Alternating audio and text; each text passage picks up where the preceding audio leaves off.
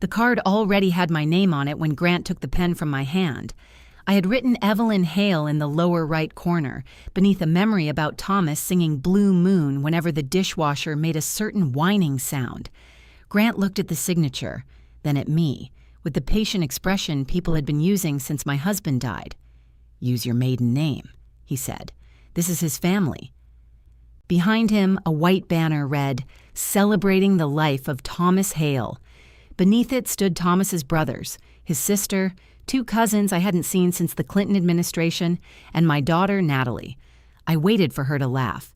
Grant had said absurd things before. He once claimed you could taste the difference between salts, then failed to identify the one he'd bought himself. Surely Natalie would roll her eyes and say, "Grant, listen to yourself."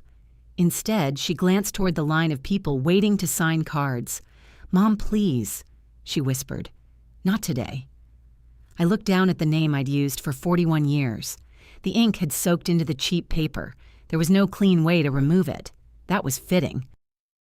A woman behind me touched my elbow. I recognized her face, but couldn't place her. For 18 months, people had moved through our lives carrying casseroles and solemn expressions, and my mind had stopped filing them properly. "What a beautiful service," she said. "Thank you. Your son-in-law did an amazing job." "Yes," I said, "he certainly did." Grant set a fresh card in front of me. He capped the pen and laid it across the top with both hands, as if we were concluding a business transaction. My maiden name was Mercer. It had not appeared anywhere in the memorial program.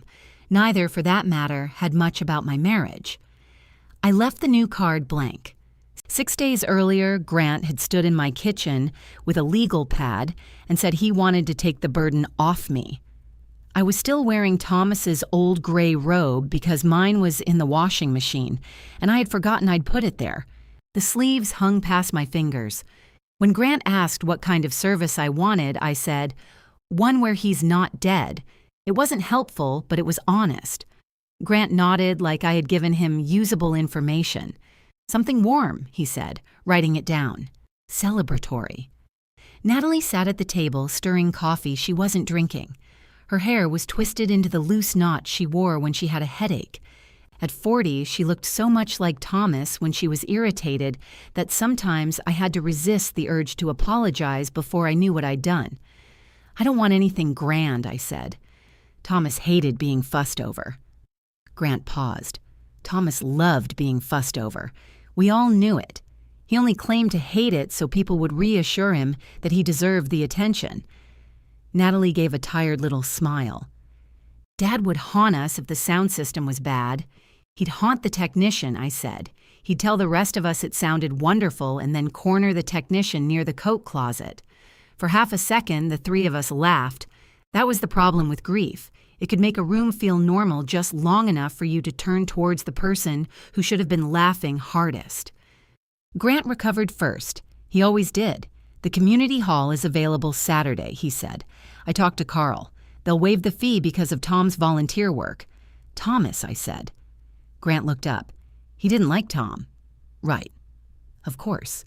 He drew a line beneath community hall. Grant's handwriting was square and aggressive, even when he wrote words like flowers. I told him I wanted the blue suit, not the formal black one from Thomas's brother's funeral. I wanted Lena Ortiz from the choir to sing. I wanted the little wooden sailboat Thomas had made during his brief, disastrous interest in model building placed beside the guest book. One sail leaned sideways because he had glued it after 2 glasses of bourbon. Grant wrote down blue suit and Lena. He hesitated at sailboat. "We may be tight on display space. It's 6 inches long. I'm just thinking about the visual flow." "The boat does not require a current, Grant." Natalie snorted into her coffee. Grant smiled, but the tip of his pen pressed hard enough to dent 3 pages. I should have insisted on doing the memorial myself. That thought came later, when everything I should have done became painfully obvious. At the time, I was sleeping in 90-minute pieces. I still woke at 2 and 4 because those had been Thomas's medication times. My body would sit up before my mind remembered there was no one left to medicate. Grant had been useful during the illness. more than useful. He installed a grab bar in the shower without being asked. He learned how to fold the wheelchair and could get it into his trunk without swearing, which put him ahead of Thomas's two brothers. He drove Thomas to appointments when Natalie's work became hectic and I was too tired to trust myself behind the wheel. Thomas liked those drives. Grant let him control the radio. Once, after an appointment, they came home carrying barbecue from a place 40 minutes in the wrong direction. Thomas had sauce on his shirt and color in his face. Grant looked pleased with himself. "Your husband," he told me, "knows every back road in the county. My husband gets lost in our grocery store." "That happened one time," Thomas said. "It happened last Tuesday." Grant laughed so hard he had to put the food down. I loved him a little for giving Thomas an afternoon that wasn't about illness. That was the inconvenient truth sitting beneath everything at the memorial. Grant wasn't a stranger who had marched in and stolen the microphone. I had handed it to someone I trusted to be kind. By Saturday, the community hall smelled of lilies, coffee, and the lemon cleaner Carl used on the floors. Grant had transformed the room. Enlarged photographs stood on black easels along the walls. Thomas in his college sweater, Thomas holding up a trout, Thomas with his siblings outside their childhood home, Thomas shaking hands with a mayor whose name nobody remembered. Near the entrance was a picture of our wedding. I was visible from the shoulders up behind an arrangement of peach roses. "Well," my cousin Ruth said, coming to stand beside me, "at least they included your forehead." I laughed before I could stop myself. Ruth Mercer was 71, broad-shouldered, silver-haired, and dressed in a purple suit that made everyone else's black look undercommitted. We had been close as girls, less close after my marriage, and reduced to Christmas cards during the busiest years.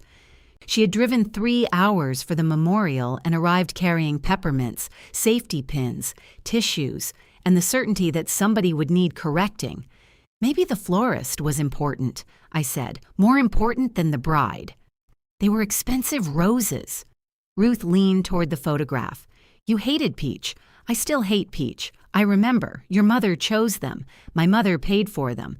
That never made them less ugly." Across the room, Grant was moving people into position for a family photograph. He waved Thomas's brother Leonard closer to the center, then brought in his wife and Thomas's sister, Marjorie. Natalie stood beside Grant. I started toward them until Carl, the hall manager, stopped me to ask whether we needed more chairs. By the time I answered, the photograph had been taken. Maybe Grant hadn't seen me. That was what I told myself then. The program surprised me more.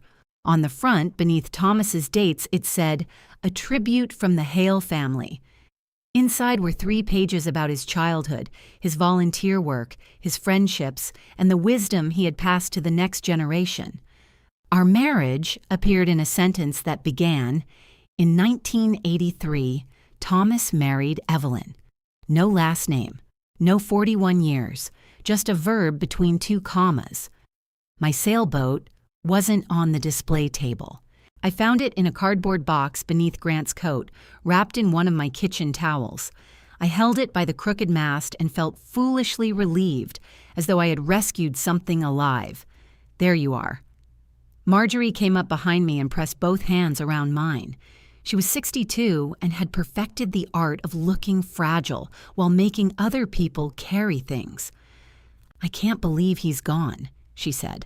"I know. He was the only one who could talk Leonard down." "That's not true.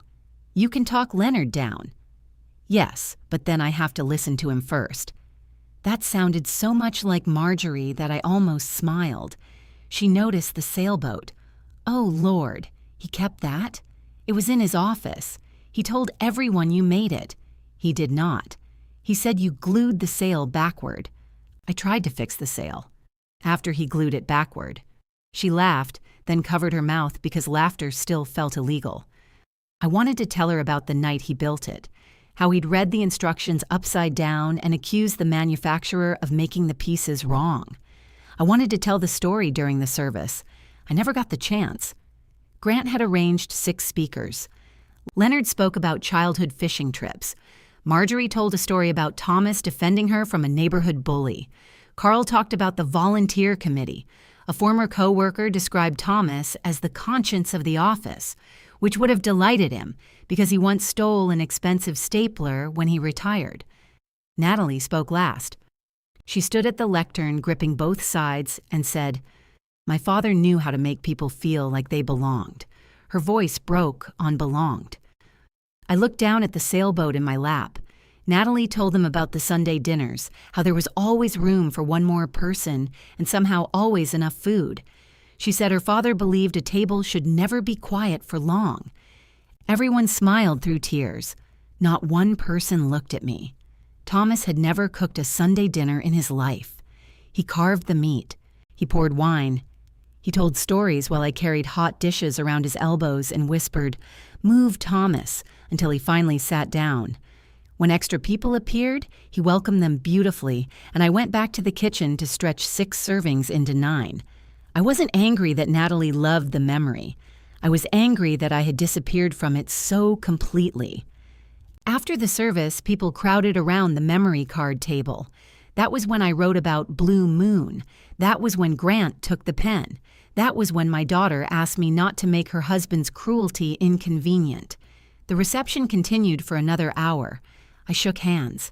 I accepted hugs from people who smelled like rain and wool coats. I listened to stories I had heard from Thomas himself, usually improved in his favor. Grant moved around the room, collecting empty cups and receiving compliments. Every time someone told him the memorial was perfect, he lowered his eyes modestly. Ruth stayed near me without hovering. It was a skill more people should learn. When the hall began to empty, Natalie approached with my coat over her arm. "Are you ready?" I looked at her face. She looked exhausted and young and old. Grief had hollowed the space beneath her eyes. Part of me wanted to touch her cheek. Another part wanted her to ask what had just happened. She didn't. "Grant put the food in your refrigerator," she said. "There's enough for a few days." That was thoughtful.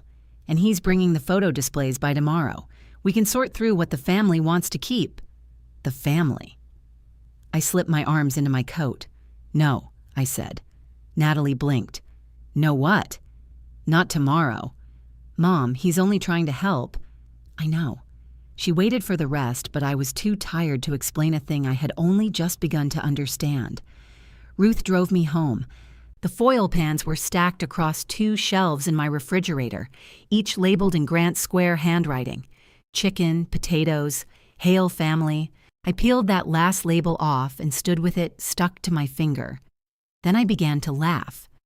It wasn't a pleasant laugh. It scared the cat from beneath the table and brought Ruth in from the hallway, still holding my suitcase. She looked at the label, looked at me, and quietly set the suitcase down.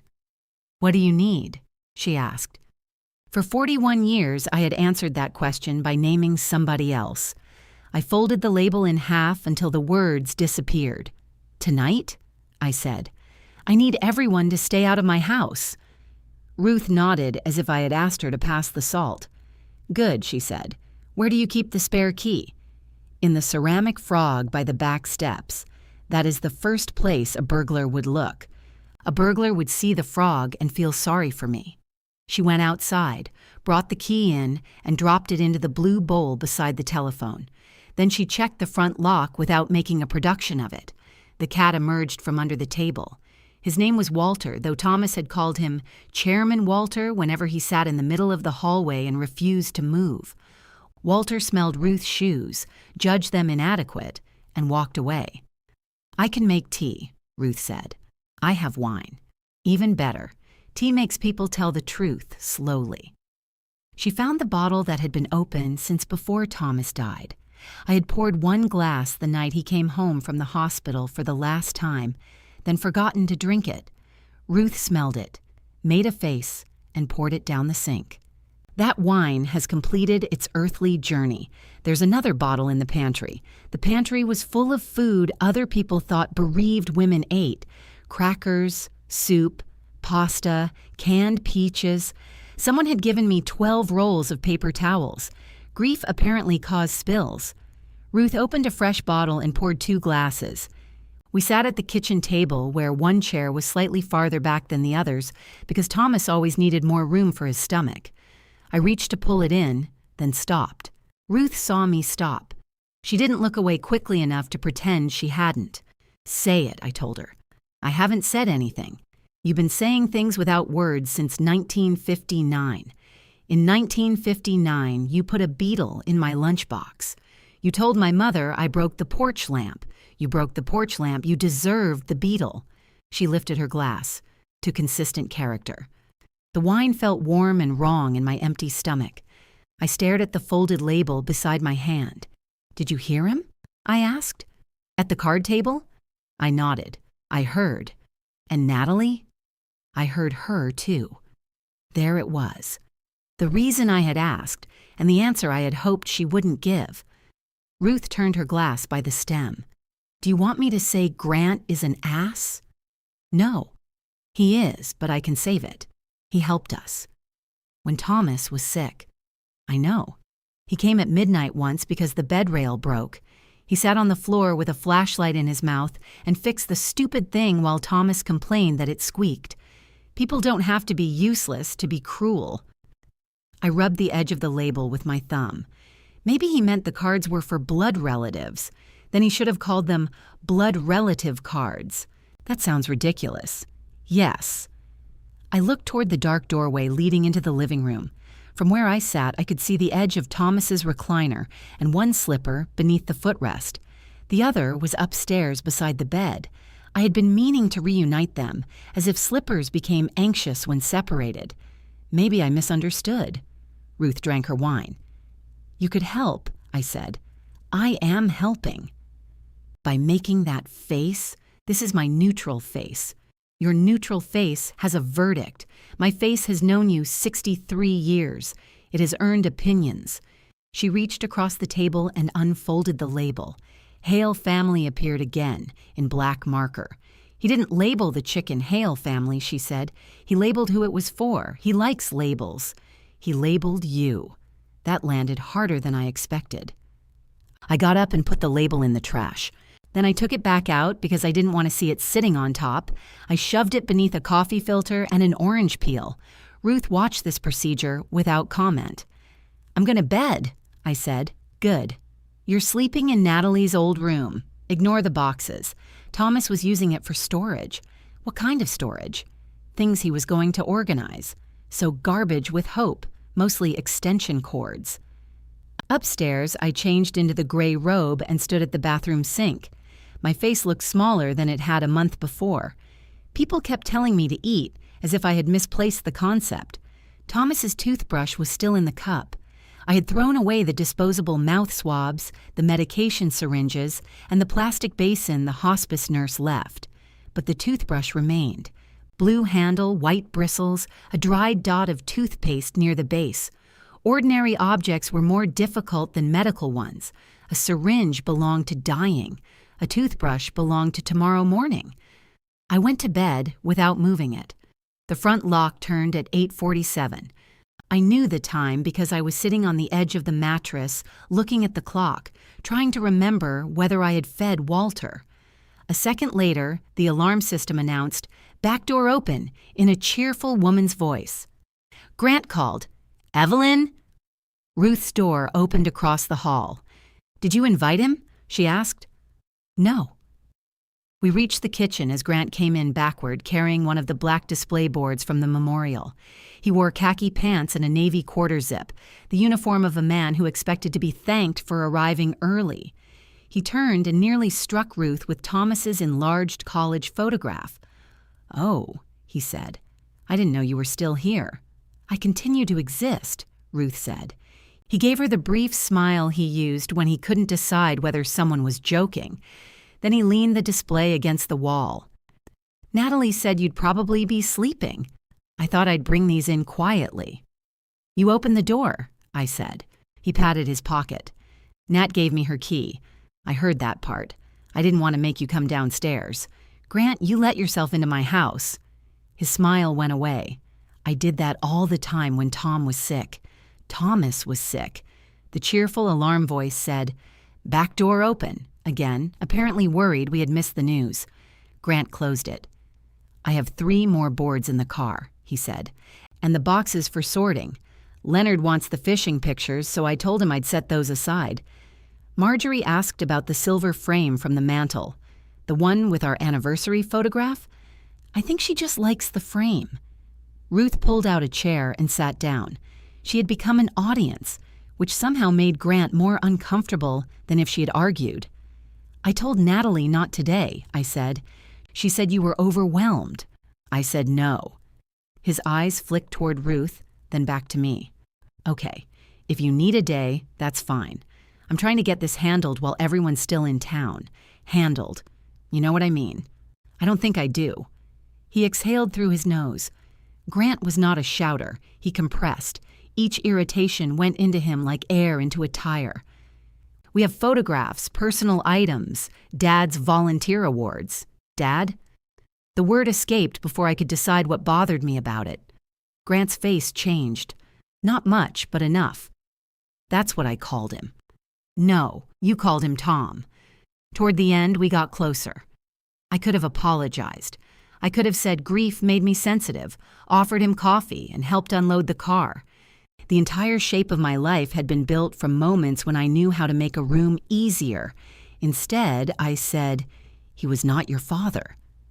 Grant looked as if I had slapped something out of his hands. Ruth shifted in her chair. Even Walter stopped washing his leg. I regretted it immediately, which didn't make it untrue.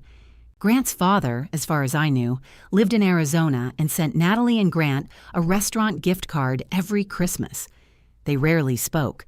Thomas had never asked many questions about it. Thomas believed a man's silence was a locked door, and good manners meant admiring the hinges. I'm aware of that, Grant said. I shouldn't have said it that way. No, you made yourself clear. I'm asking you not to come into my home without calling. And I said, okay. You said I could have a day. He stared at me.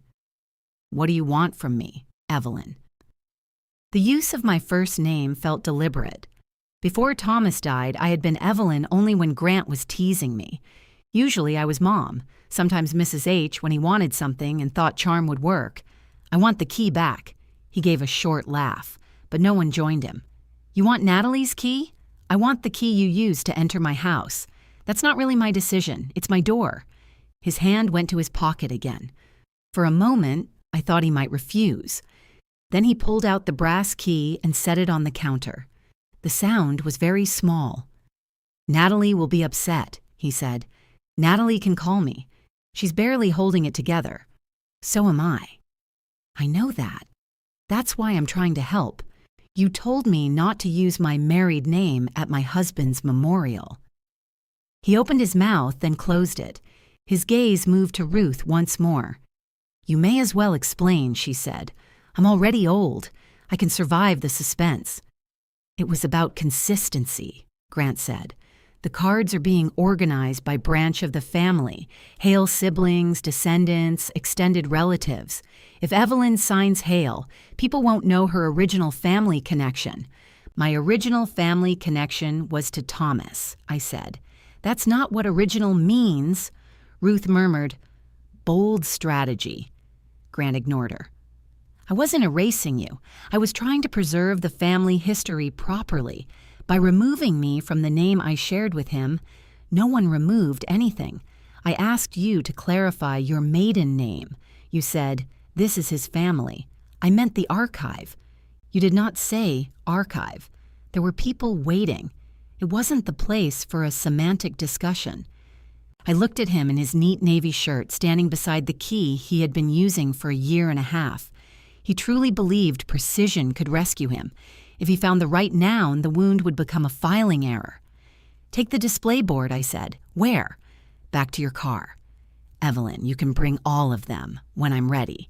We need to distribute the photographs. No, we don't. These aren't all yours. They were in my house. They were selected from my albums. I'll decide what happens to them. His jaw tightened. Thomas had a family before he married you, and after.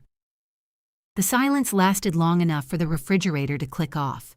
Grant picked up the display board. Thomas at 22 swung between us, smiling from beneath a graduation cap. On the way to the door, Grant stopped. Sunday dinner is at noon, he said.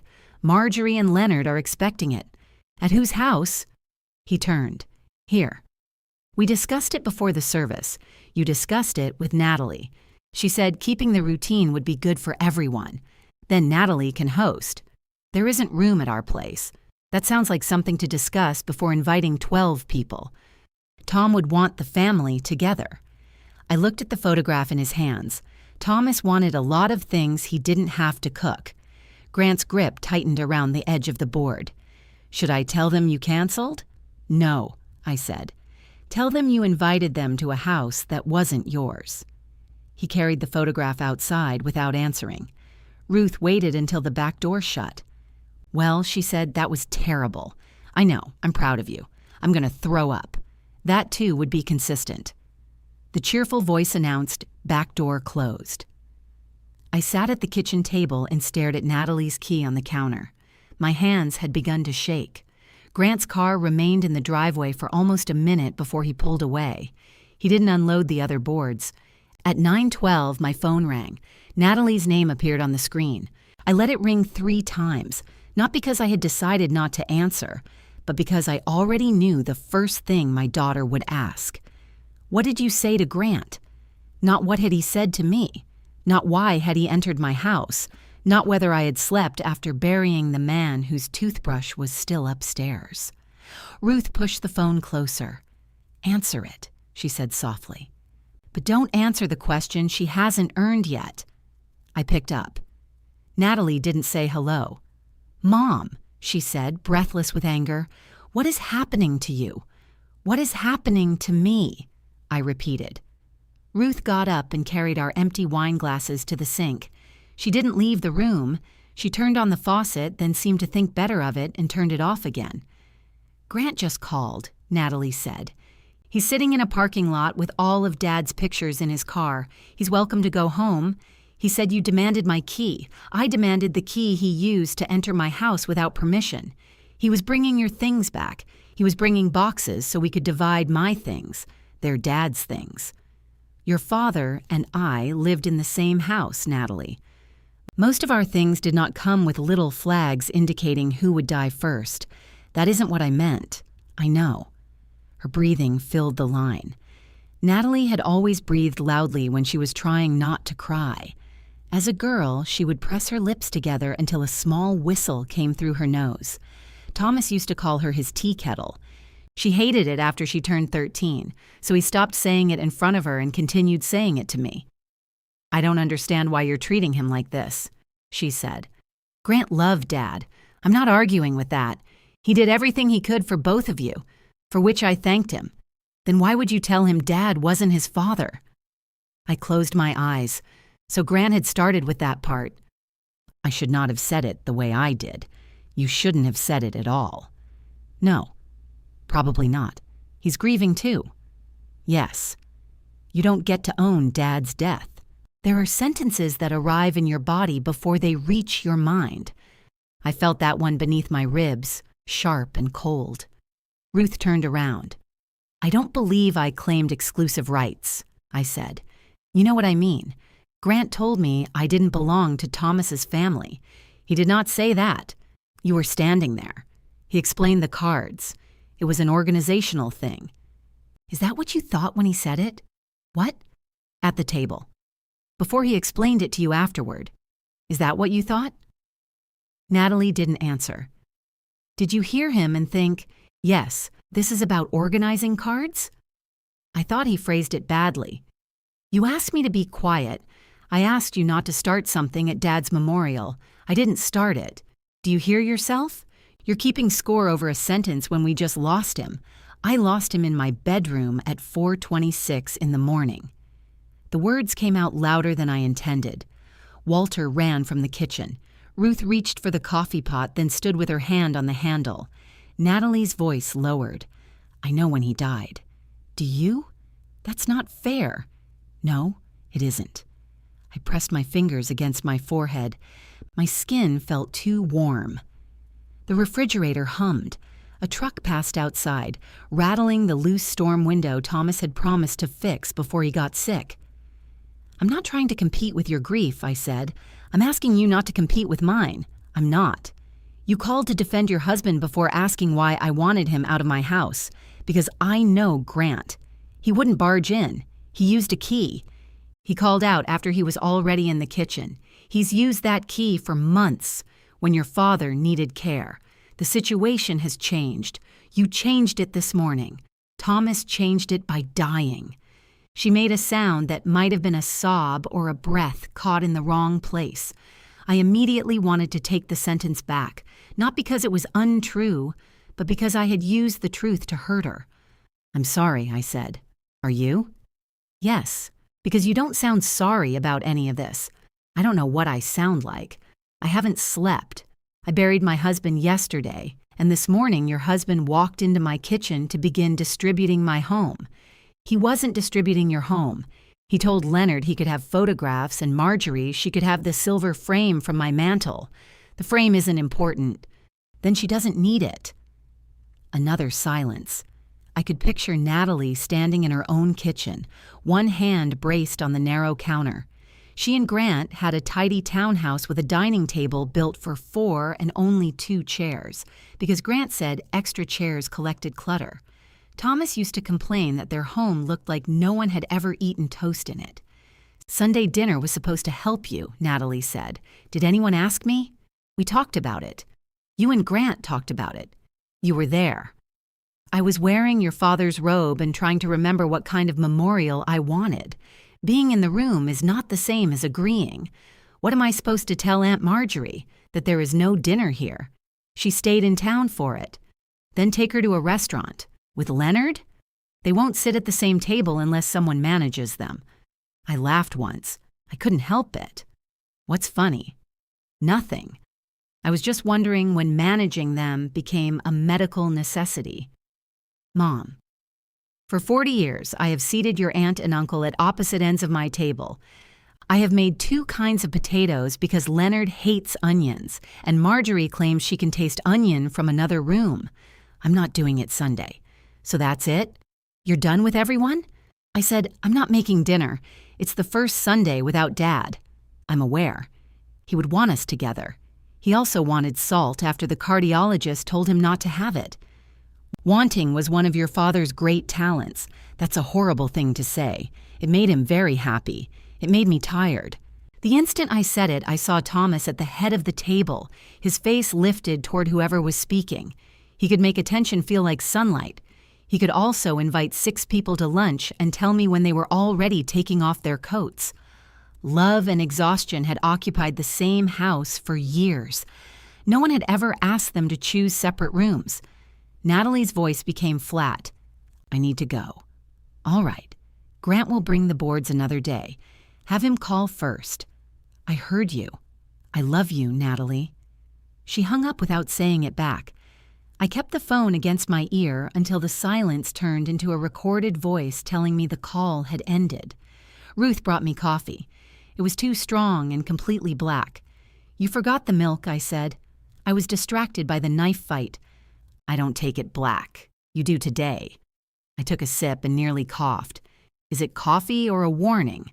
Yes. She sat across from me. The key remained on the counter between the toaster and a ceramic jar shaped like a rooster. Natalie had painted a green dot on its head years ago, so I could distinguish it from the garage key. I had teased her for assuming I couldn't remember 2 keys. Now I couldn't stop looking at the dot. She'll call back, Ruth said. She thinks I'm attacking Grant. She's married to him. Defending him is part habit, part fear of what it means if you're right. Grant isn't a monster. I didn't say he was. He did love Thomas. I believe you. I said something cruel to him. You did. I glared at her. What? She said. You want truth or cousins? Can I alternate? No, my rate is the same either way. She buttered a piece of toast and pushed it toward me. I ate half because she watched until I did. Marjorie called before 10.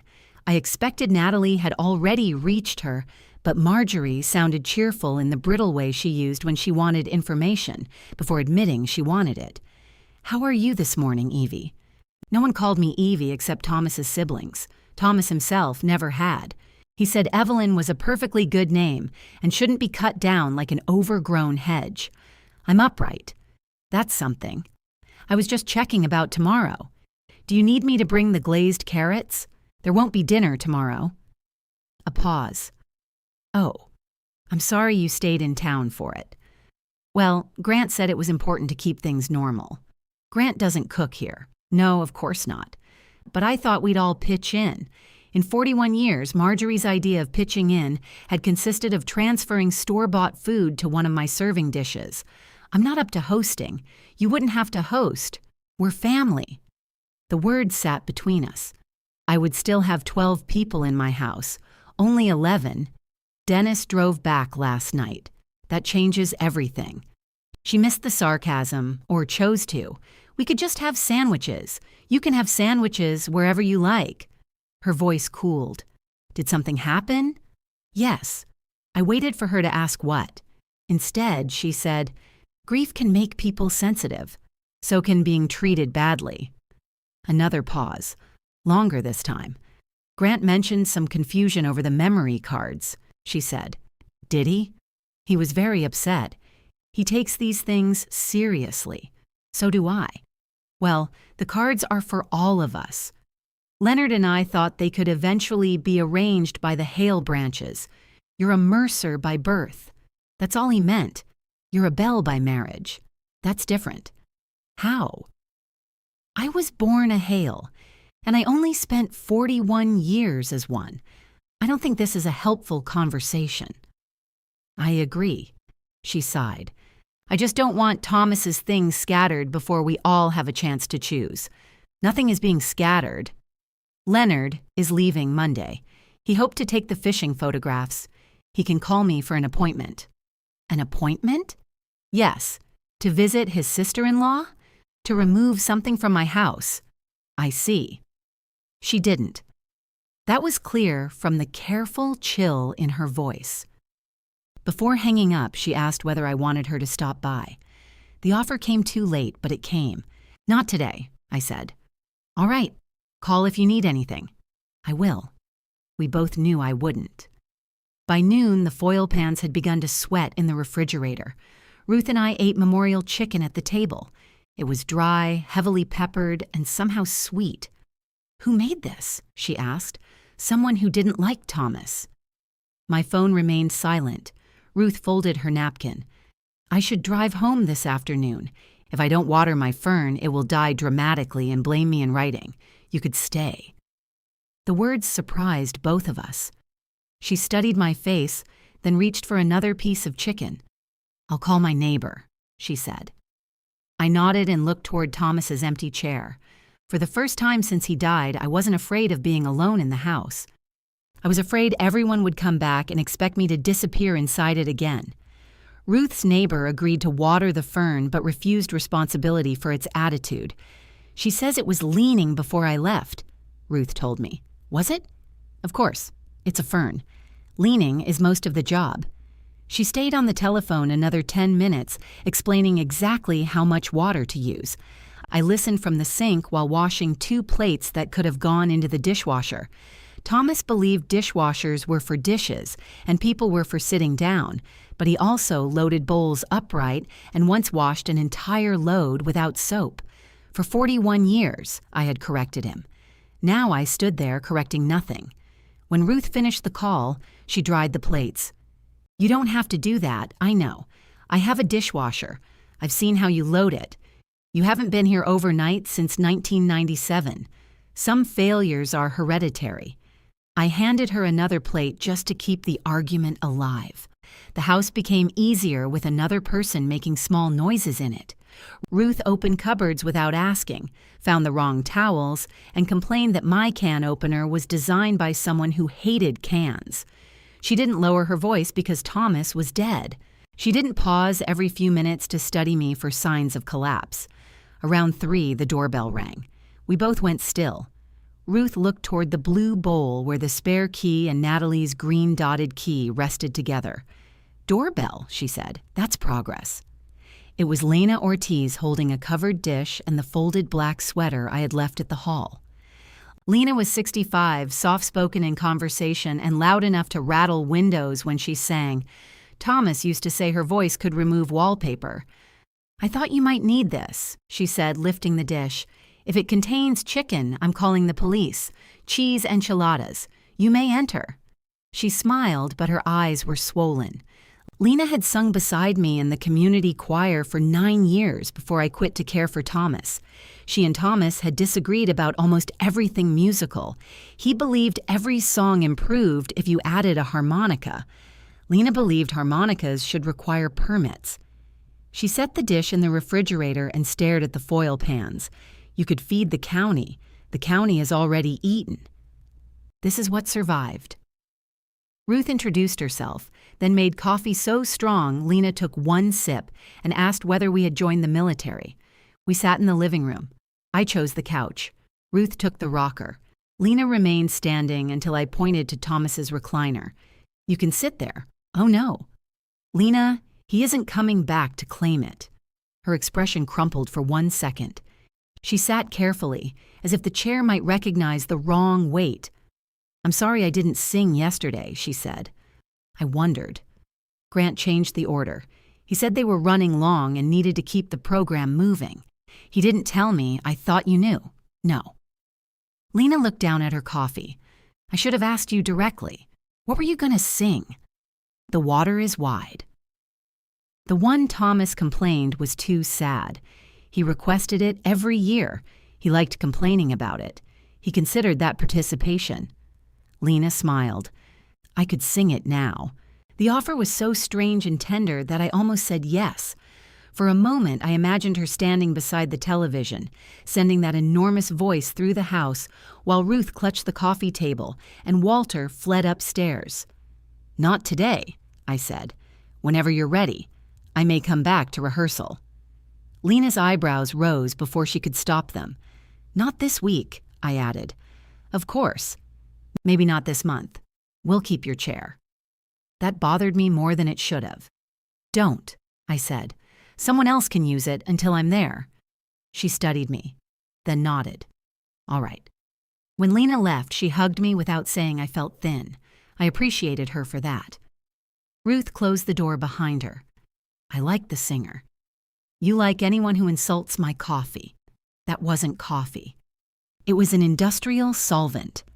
At 6, Leonard called. "I hear I need an appointment," he said. There was no greeting. Thomas's brother had a voice like a lawnmower starting badly. "You hear correctly? Well, I'm calling. Congratulations," he sighed. "Can I come by in the morning? What time?" "Whenever. That isn't a time." 9, 11. I'll be halfway home by 11, then 10. "Fine. I just want the fishing photographs." Grant said there were 4. There are more than 4. I mean the ones on the display boards. Those came from my albums. They're pictures of me and Tommy. Leonard had been the only person allowed to call him Tommy. Thomas claimed it didn't bother him, but every time Leonard said it, his left eyebrow moved. "You may look at them," I said. "You may not assume you're taking all of them." "What am I supposed to do, cut myself out?" "We'll discuss it at 10. You're making this awfully formal. You announced your claim through my son-in-law. I didn't announce anything. He asked what I wanted. And you answered before I was asked." He went quiet. "That's fair," he said finally. Leonard admitting something was fair felt so unnatural that I checked the screen to make sure I had answered the right person. "I'll see you at 10, he said. He arrived at 9:35. I left him on the porch until 10. That sounds petty because it was. I watched him through the curtain while he paced, checked his watch, and examined the ceramic frog. Twice he reached toward it, perhaps remembering where we had always kept the spare key. Both times, he stopped. At 9:58, I opened the door. "You could have let me in," he said. "We said 10. You were sitting right there. I was finishing my coffee." He looked past me at Ruth, who raised her mug. Leonard carried a paper bag from the bakery Thomas liked. He held it out without comment. Inside were 2 cinnamon twists, 3 cheese pastries, and 1 apple turnover. He had remembered my favorite. I resented him for making resentment complicated. We set the display boards on the dining table. Grant had used small pieces of removable tape, but several old photographs had curled at the corners. Leonard touched one of himself and Thomas standing beside a lake. They were both in their 20s, sunburned and skinny, holding a fish neither one had caught. Their father had bought it from a man near the dock after they came home empty-handed. Tommy said he'd never tell, Leonard murmured. He told me on our second date, the traitor. He wanted me to think he was honest. Did it work? For a while. Leonard smiled, still looking at the picture. He seemed older than he had at the memorial. Without his dark suit and the line of relatives around him, he was just a 70-year-old man with rough hands and a hearing aid he pretended not to have. He had spent most of Thomas's illness calling for updates and finding reasons not to visit. When he did visit, he brought hardware store magazines and talked about weather until Thomas fell asleep. "I'd like this one," he said. "I want it too. You have 40 years of pictures." "So do you. Not with him." I looked at Leonard. He traced the photograph's curled edge. "We didn't take pictures when things were good. We didn't think we needed to. And when things were bad, we didn't want evidence." That was the most honest thing I had ever heard him say. "You can have a copy," I said. "I'll get one made." He nodded. "All right." We went through the other photographs. He chose one of Thomas, holding a fishing rod, and another where all three Hale siblings stood ankle-deep in muddy water. I agreed to have copies made of those too. The originals would return to my albums. Leonard didn't argue until we reached the photograph of Thomas alone beside a campfire. "That one was my trip," he said. "That one sat on my dresser for 28 years. I took it. I dusted it." Ruth made a choking sound from the kitchen. Leonard leaned back in his chair. "You planning to guard every picture like Fort Knox?" "I'm planning to decide one at a time. No one's trying to rob you, Evelyn. Then no one should mind asking." His eyes moved toward Thomas's empty chair at the head of the table. "You know Grant said he was organizing it for you. He said many things for me. He's upset. So am I. He's always been particular." Tommy liked that about him. Thomas liked not doing paperwork. Leonard gave a reluctant grunt that might have been laughter. Then he picked at a loose corner of tape. "That business with your name was stupid." I waited. "Marjorie thinks it makes sense because she's been working on that family tree for 15 years and hasn't moved past our grandparents. She likes categories more than people. Grant said it was about branches. Grant says things like, 'branches.' Did he tell you to use your mother's maiden name?" "No." "Then it wasn't about consistency." Leonard didn't answer. I slid the campfire photograph out from under the tape. "Did you notice I wasn't in the family picture yesterday?" His forehead furrowed. "You were." "I wasn't. I thought you were standing on Marjorie's side. That was Dennis's wife." He looked embarrassed, then defensive. "There were a lot of people. There were 11. Grant was moving everybody around. Grant left me out. I'm sure it wasn't deliberate." "So am I," I said. "That may be worse." Leonard looked at the photograph in my hands. At 11:45, he left with no originals, half the pastries, and a written list of the copies I had agreed to make. At the door, he turned back. "We're meeting at Dorsey's," he said. "For lunch. All of you? Whoever can come." "Is Natalie going?" Grant arranged it. Of course he had. "You should come," Leonard said. "It's still Sunday dinner, more or less." I looked past him at the empty driveway. Did anyone else ask me? I'm asking now. 40 minutes before they met, after the table had been chosen and the number of chairs counted. "No," I said. "Thank you." He rubbed his jaw. "Tommy wouldn't like this." "Thomas is not here to like it." Leonard flinched. I did too. After he left, I stood at the dining table with the campfire photograph in my hand. Ruth came in carrying the pastry bag. "You could still go," she said. "I know. Do you want to?" "No." That was true until 12:20, when my phone showed a picture Marjorie had sent to the family text chain. They were crowded around 2 tables pushed together at Dorsey's. Leonard sat at one end, Marjorie at the other. Grant and Natalie were in the center beneath a framed sign advertising Sunday pie. Someone had set an empty chair near the aisle. Marjorie's message read, "Wish you were here, Evie." Ruth looked over my shoulder. "Do you?" I enlarged the picture. Natalie wasn't smiling. Grant's arm was around the back of her chair, but his hand wasn't touching her. In front of them sat glasses of water, unopened menus, and a basket of rolls no one had passed. I typed, "Hope you have a nice lunch." Then I erased it. I typed, "I wasn't invited until 40 minutes ago." I erased that, too. Finally, I put the phone face down.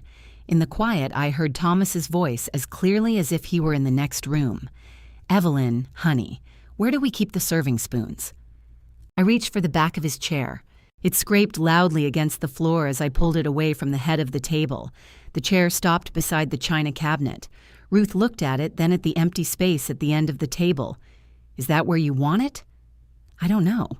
That's allowed."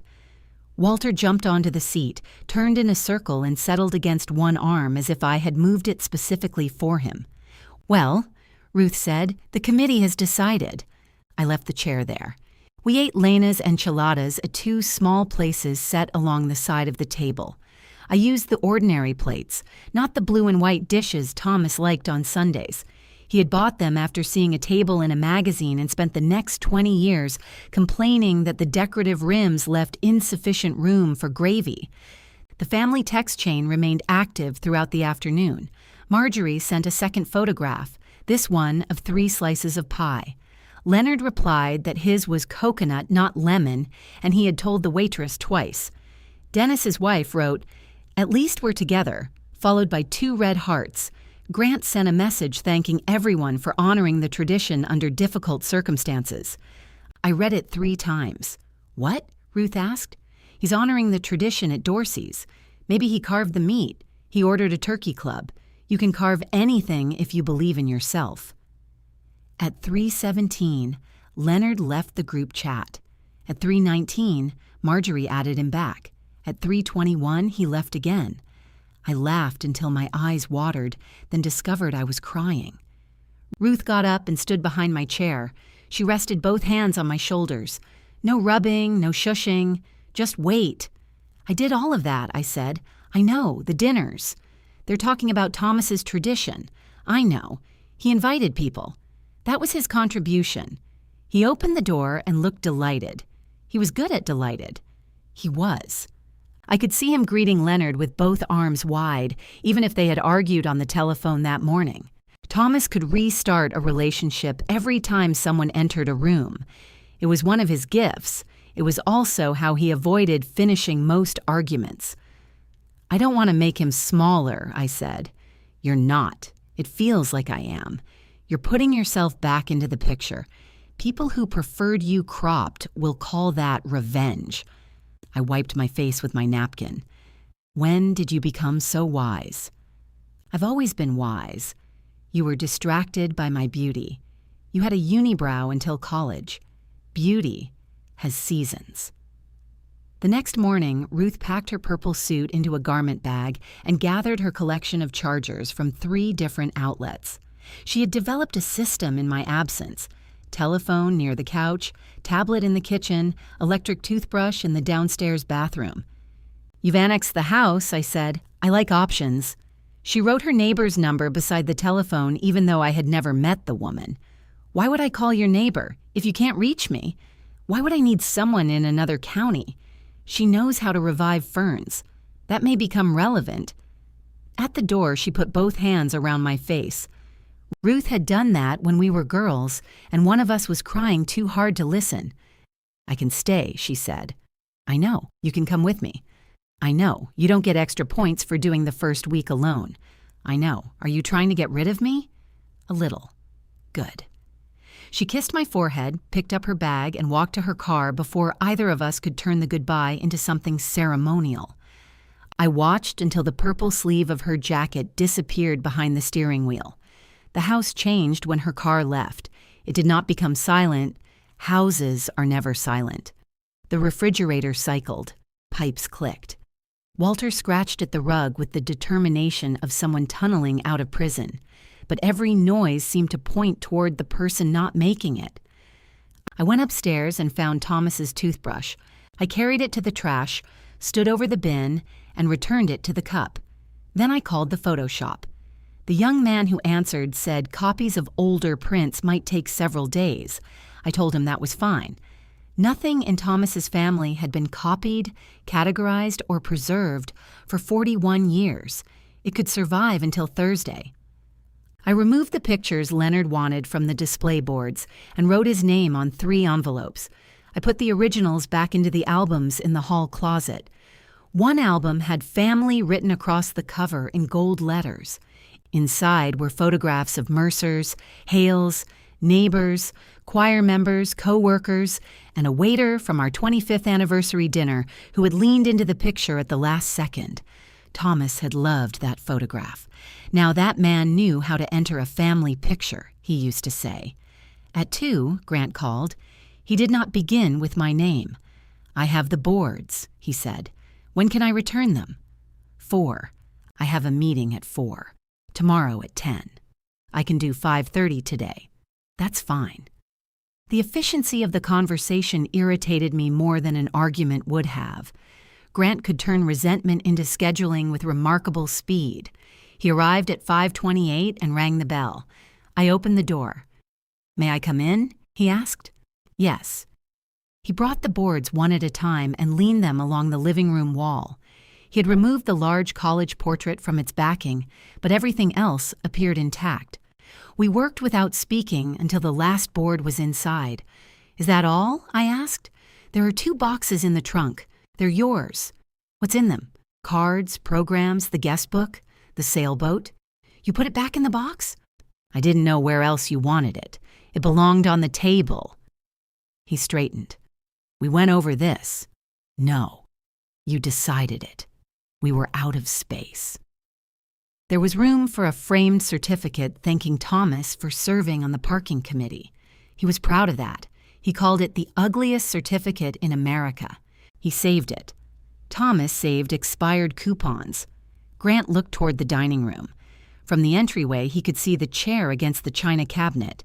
"You moved his chair." I moved a chair. His mouth tightened. "Does Natalie know? It isn't a medical procedure. Don't do that." "Do what?" "Make everything sound ridiculous so you don't have to admit you're angry." That surprised me. Thomas had accused me of the same thing, usually when I made a joke during an argument and he laughed against his will. I have admitted I'm angry. At me. At several people. "You're not as special as you think." He looked tired. There was stubble along his jaw, unusual for him, and a small coffee stain near the cuff of his shirt. For a moment, he resembled the man who had sat on my bathroom floor repairing the bed rail. "I did not mean you weren't part of the family," he said. "Then why haven't you apologized?" "I'm explaining. I've heard the explanation. Because you've decided what I meant. I decided what you said. It was one sentence. It was a sentence you felt comfortable saying." He looked past me again toward the displaced chair. "Tom wanted me involved," he said. "I know. He asked me to keep everybody together." "When?" "During one of our drives." "Which drive?" "I don't remember. We talked a lot." I felt a pulse of something hot and ugly. Jealousy, perhaps. Not because I doubted Thomas talked to him, but because Grant had access to conversations I would never be able to ask Thomas about. What exactly did he ask? He said the Hales fall apart unless someone makes an effort. That sounds like Thomas. He said you'd done enough. That did not sound like Thomas. Or perhaps it did. And that was worse. Thomas often noticed my exhaustion just after assigning me another task. Grant saw doubt cross my face and softened. "I'm not trying to take anything from you. You arranged a family photograph without me." His expression went blank for half a beat. "So you did notice," I said. "I thought Carl was getting you. Carl was asking me about chairs. It happened fast. You didn't retake it. People had already scattered. You managed to find 11 of them the first time." He rubbed the bridge of his nose. "What do you want me to say?" "That you saw I wasn't there." "I saw." The answer hurt more for being immediate. and you took it anyway. It was a hectic day. I opened the door. Grant stood still, then gave one stiff nod. I'll bring the boxes. He set them inside the doorway. The guest book lay on top, and the sailboat was wrapped in the same kitchen towel. One crooked sail pressed against the cardboard. Before leaving, Grant placed his hand on the doorframe. Natalie barely spoke to me after lunch. I'm sorry, are you? Yes. He searched my face, perhaps looking for the joke that would make my answer less serious. She thinks I'm making this harder for you, he said. You are. So are you. He walked away before I could answer. Natalie came the following evening carrying 2 grocery bags. She rang the bell, though her green dotted key was still in the bowl. I stepped aside. I brought soup, she said. I have soup. This is fresh. So is some of mine. Mom, canned soup is not fresh. It was fresh at the factory. She almost smiled. The almost was painful. She unpacked containers of vegetable soup, sliced turkey, yogurt, grapes, and a loaf of bread so dense it could have stopped a door. You don't need to shop for me, I said. I know, I'm eating. Memorial chicken doesn't count. It was poultry before the memorial. She put the yogurt in the refrigerator and saw the label situation had been reorganized. I had removed every piece of Grant's tape. Chicken, potatoes, and Hale family were gone. I had thrown away the orange peel, the coffee filter, and the folded label beneath them. Natalie closed the refrigerator. Grant said you moved Dad's chair. He seems deeply affected by furniture. She walked into the dining room and stopped. Walter was asleep on the seat again, one paw hanging over the edge. You put it against the wall. I needed to change the table. Why? Because I couldn't keep looking at an empty place. So now he doesn't have a place at all. He's dead, Natalie. Her face crumpled. I hated myself the instant I said it, but I was also furious that she kept asking me to pretend otherwise. I know he's dead, she said. I was there. You came after. The room went still. She looked at me as if I had reached inside her and closed my fist. I came as fast as I could. I know. You told me he had more time. The nurse thought he did. So now I'm being punished because I wasn't standing beside the bed at 4:26? No. Then stop saying things designed to make me feel guilty. I sat down in one of the ordinary chairs. My knees had begun to shake. You're right, I said. Natalie remained standing. I am angry with you, I continued, but not because you missed the moment he died. What's the difference? The difference is you couldn't control that. And the memorial? You could. She looked toward the living room where the return display boards leaned against the wall. Grant tried to make it beautiful. He made it beautiful. That sounds like an accusation. It's an observation. What would have been enough for you? To be included? You were his wife. Everyone knew that. I shouldn't have to rely on everyone's memory while my own daughter watches me get erased. Natalie folded her arms. You weren't erased. Where was I in the family photograph? Her eyes shifted. Grant said it was an accident. Grant said he noticed. She looked back at me. What? He saw I wasn't there. I watched the information reach her, collide with loyalty, and become something she was not yet ready to name. He was overwhelmed, she said. So was I. She turned toward the kitchen. On the counter, the green dotted key lay in the blue bowl. Natalie picked it up. For 1 second, I thought she would put it in her pocket. Instead, she closed her fingers around it and held it out to me. Do you want mine too? No. You wanted it back. I wanted it back from Grant. We're married, I know. So what does this key mean now? It means you can come into my house. But he can't. Not without asking. Her hand remained extended. If you give it back, I said, let it be because you don't want to come. Don't make me reject you so you can tell yourself that's what happened. Natalie stared at me. Then she set the key on the counter, not in the bowl, beside it. She left the groceries and walked out without saying goodbye. I stood at the window as her car backed into the street. The key caught the kitchen light behind me, a small green mark in an empty room. The key stayed beside the bowl for 4 days. I ate Natalie's soup because refusing good soup would have been theater, and I had already performed enough grief for other people. It was full of kale and white beans.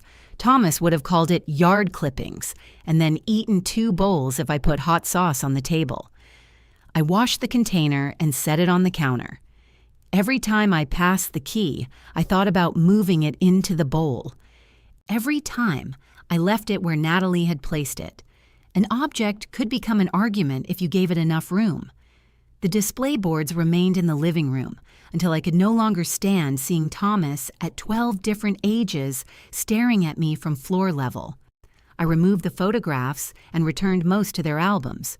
The parking committee certificate went into the hall closet. The sailboat went on the bookshelf beside Thomas's collection of mystery novels, its crooked mast safely away from cardboard. The memorial cards were harder. Some were funny. Carl wrote that Thomas had once spent half an hour arguing against assigned parking before remembering he had proposed it. Lena described him singing the wrong verse of America the Beautiful so confidently that 3 people followed him.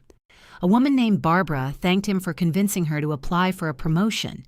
Other cards seemed written about a man I had never met, a steady moral compass, a patient listener, always put others first.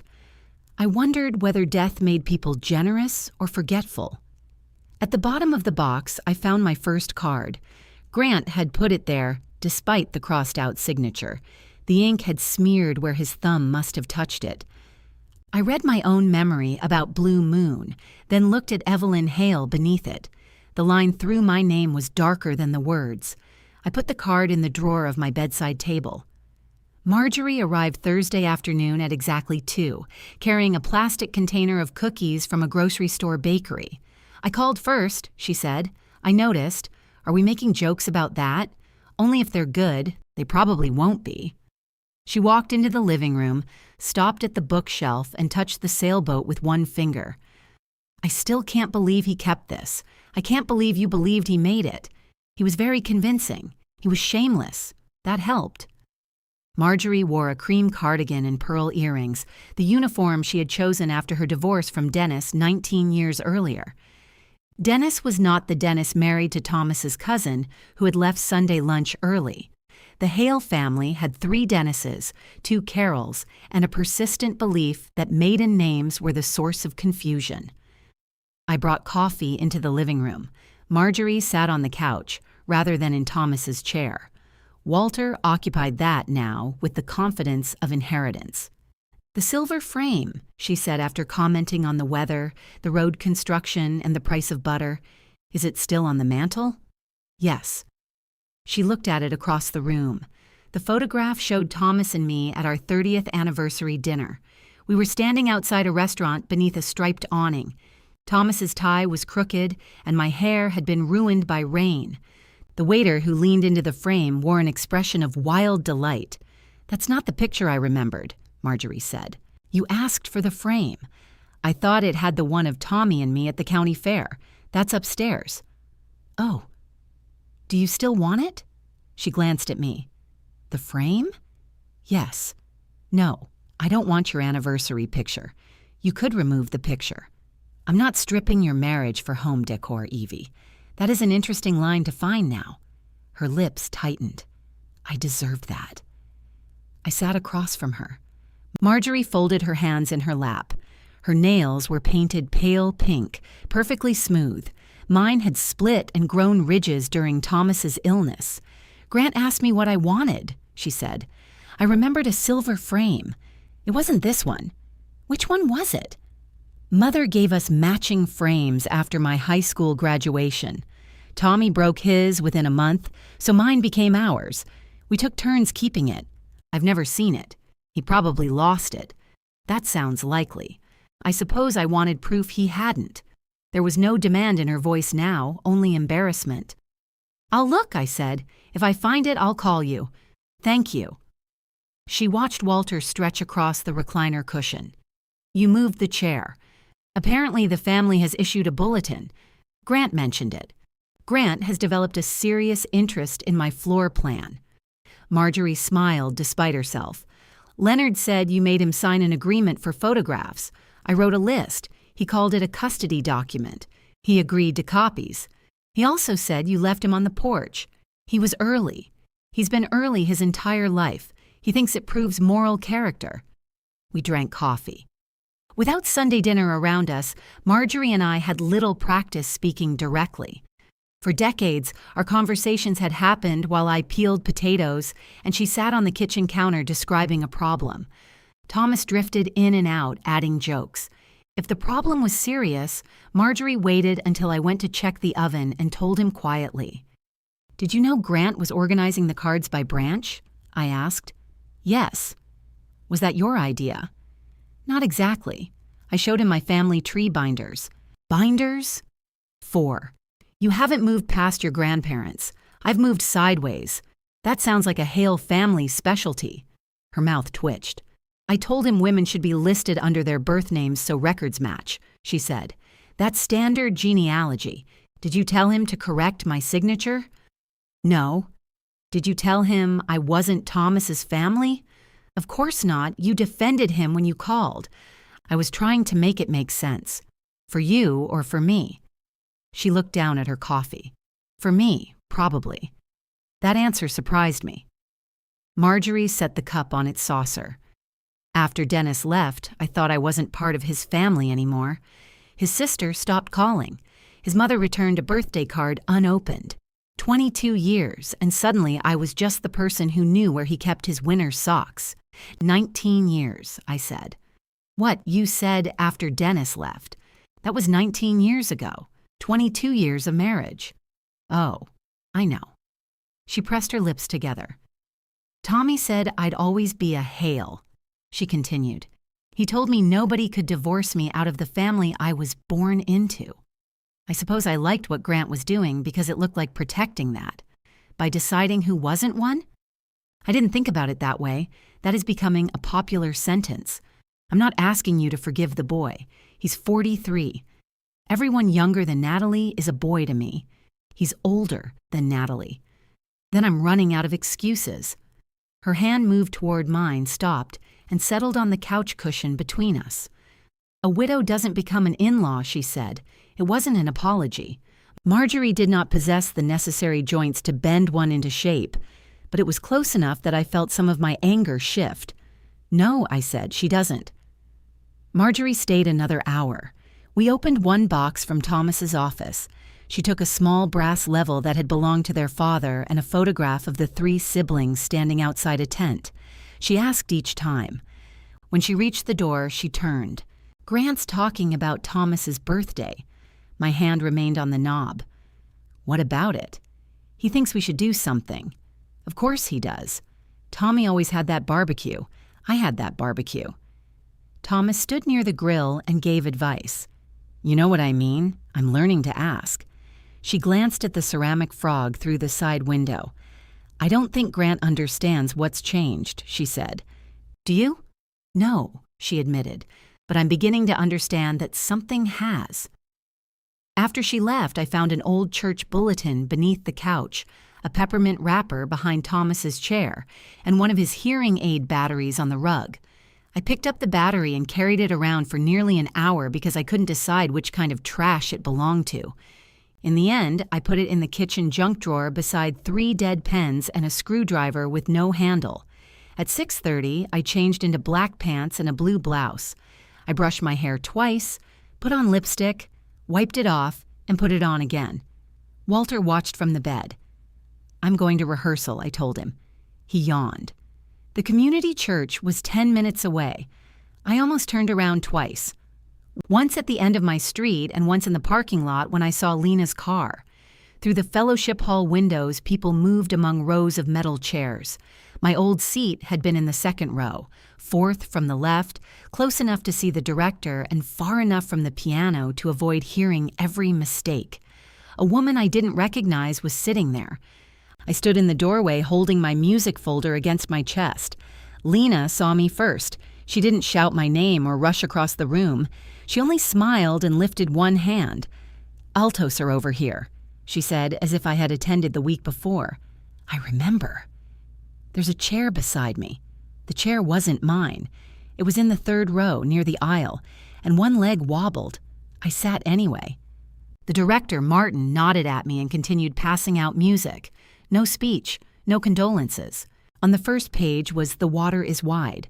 Lena leaned close. "I can switch it." "No." "You sure?" "No," I said, "but don't switch it." We began with scales. My first note came out thin. The second caught in my throat.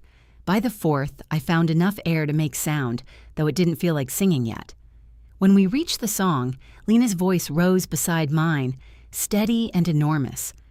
I managed 3 lines before the words blurred.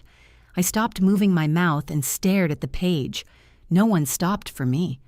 The choir carried the melody forward until I could enter again. At home, the answering machine blinked red. Grant had called while I was gone. "Evelyn," his recorded voice said, formal and controlled. "I'm finalizing plans for Thomas's birthday. The family thought it would be meaningful to hold the remembrance at the house, like the annual barbecue. I'll handle food, setup, and cleanup. You won't have to do anything. Call me when you get this." The machine announced the time and asked whether I wanted to save the message. I pressed delete. Then I picked up the telephone and called Grant back. He answered on the second ring. "Did you get my message?" I did. I know the timing feels soon, but his birthday is 3 weeks away. If we wait much longer, people won't be able to plan. My house is not available. A pause followed, not of surprise, but adjustment. Grant had expected resistance and prepared for a version he could overcome. "You wouldn't need to host. If people are in my home, I am hosting. I told you I'll take care of everything. You told me that about the memorial. That was different. Yes, I'm trying to make this easy. I didn't ask you to make it anything." His breath sharpened against the receiver. "Everyone associates the barbecue with the house. Everyone associates it with free food. That's cynical. It's experienced." He lowered his voice. "Natalie thinks it would help her. Then you and Natalie may invite the family to your home. You know we don't have the space. Then invite fewer people. Who would you like us to exclude?" There it was. The choice Grant liked to hand other people. Agree with him, or become crueler than he was. "I'm not planning the gathering," I said. "You are. Because you won't." "Correct." "What are you going to do on his birthday?" "I don't know. That doesn't bother you?" "Everything bothers me." He was quiet. I sat on the arm of the couch. My music folder still lay on the coffee table, open to the song I had barely sung. Walter sniffed it, then stepped directly onto the page. "Grant, I'm not telling you not to remember Thomas. I'm telling you not to use my home. You're separating yourself from his family." "No, I'm separating myself from an event I did not choose. It's one afternoon. Then it should be easy to hold somewhere else." He exhaled. "Fine." The word had no agreement in it. "Fine what?" "I'll find somewhere." "Thank you." "You don't have to thank me for respecting your boundary. Isn't that the phrase?" "I don't know. I haven't received the handbook." He almost laughed. I heard it catch and disappear. "Will you come if it's somewhere else?" he asked. "If I'm invited." "You know you're invited." I knew I was included in the family photograph. "That again." "Yes," I said, "that again." He hung up more gently than Natalie had. The next morning, my name disappeared from the family text chain. Not from the list of participants, from the planning. Grant created a separate thread titled Tom's Birthday Remembrance. I knew because Marjorie accidentally sent her reply to the old chain. "I can bring carrots," she wrote. "Are we sure the pavilion has outlets?" Seconds later, the message vanished. Then she called me. "I'm sorry," she said. "For the carrots? For assuming you knew. I knew Grant was finding somewhere. It's Riverview Park, Pavilion 3. Does Pavilion 3 have outlets? Only one, and Leonard says it doesn't work. Then the carrots may have to remain unglazed." She laughed nervously. "Grant said he was giving you space." "Grant is giving me space where information used to be. Do you want me to add you? Ask the person who created the group. I'm asking you." I looked out the kitchen window.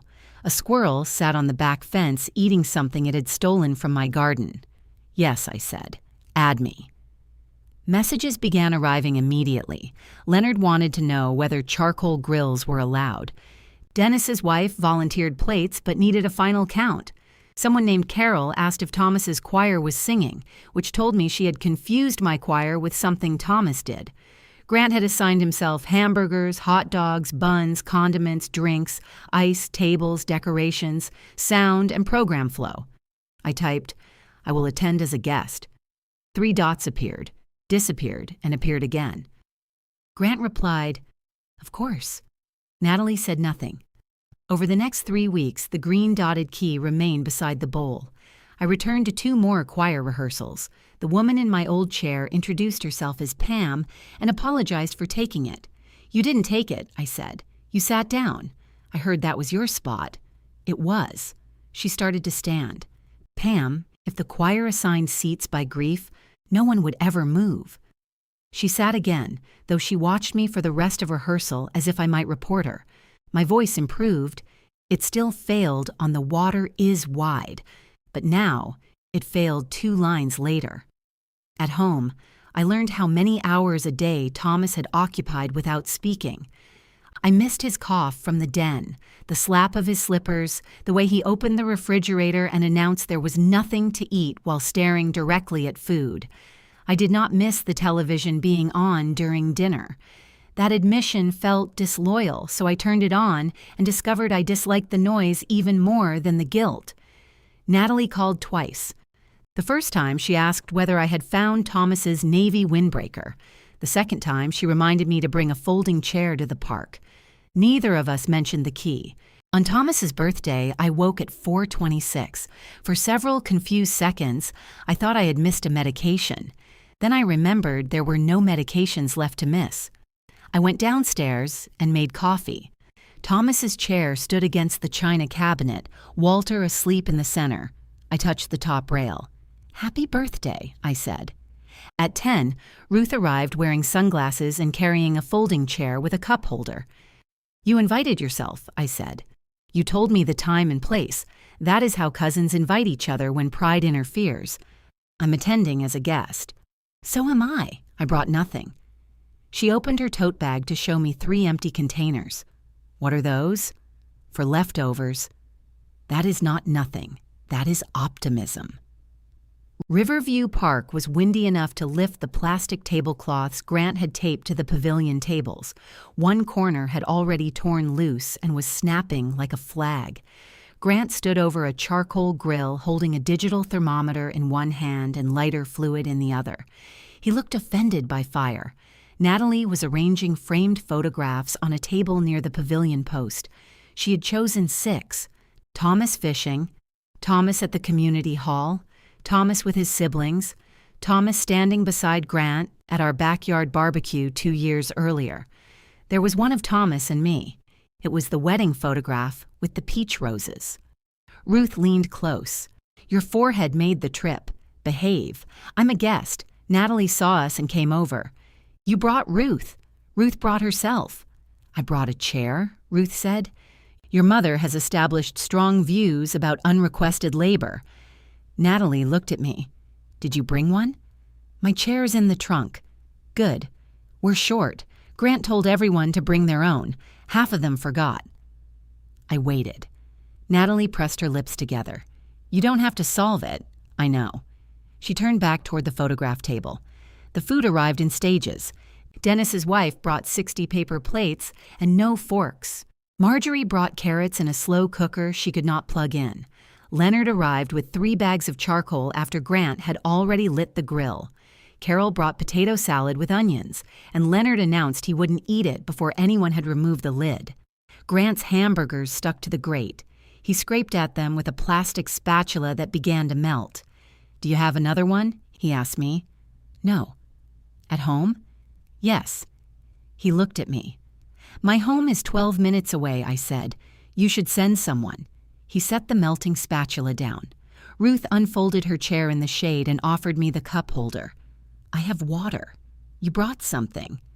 I lied. By noon, everyone had arrived except 2 cousins who had gone to Pavilion 2 and joined a retirement party by mistake. Grant sent Natalie to find them. The hot dogs burned while he took a telephone call from Carl about borrowing a portable speaker. The speaker arrived without a charger.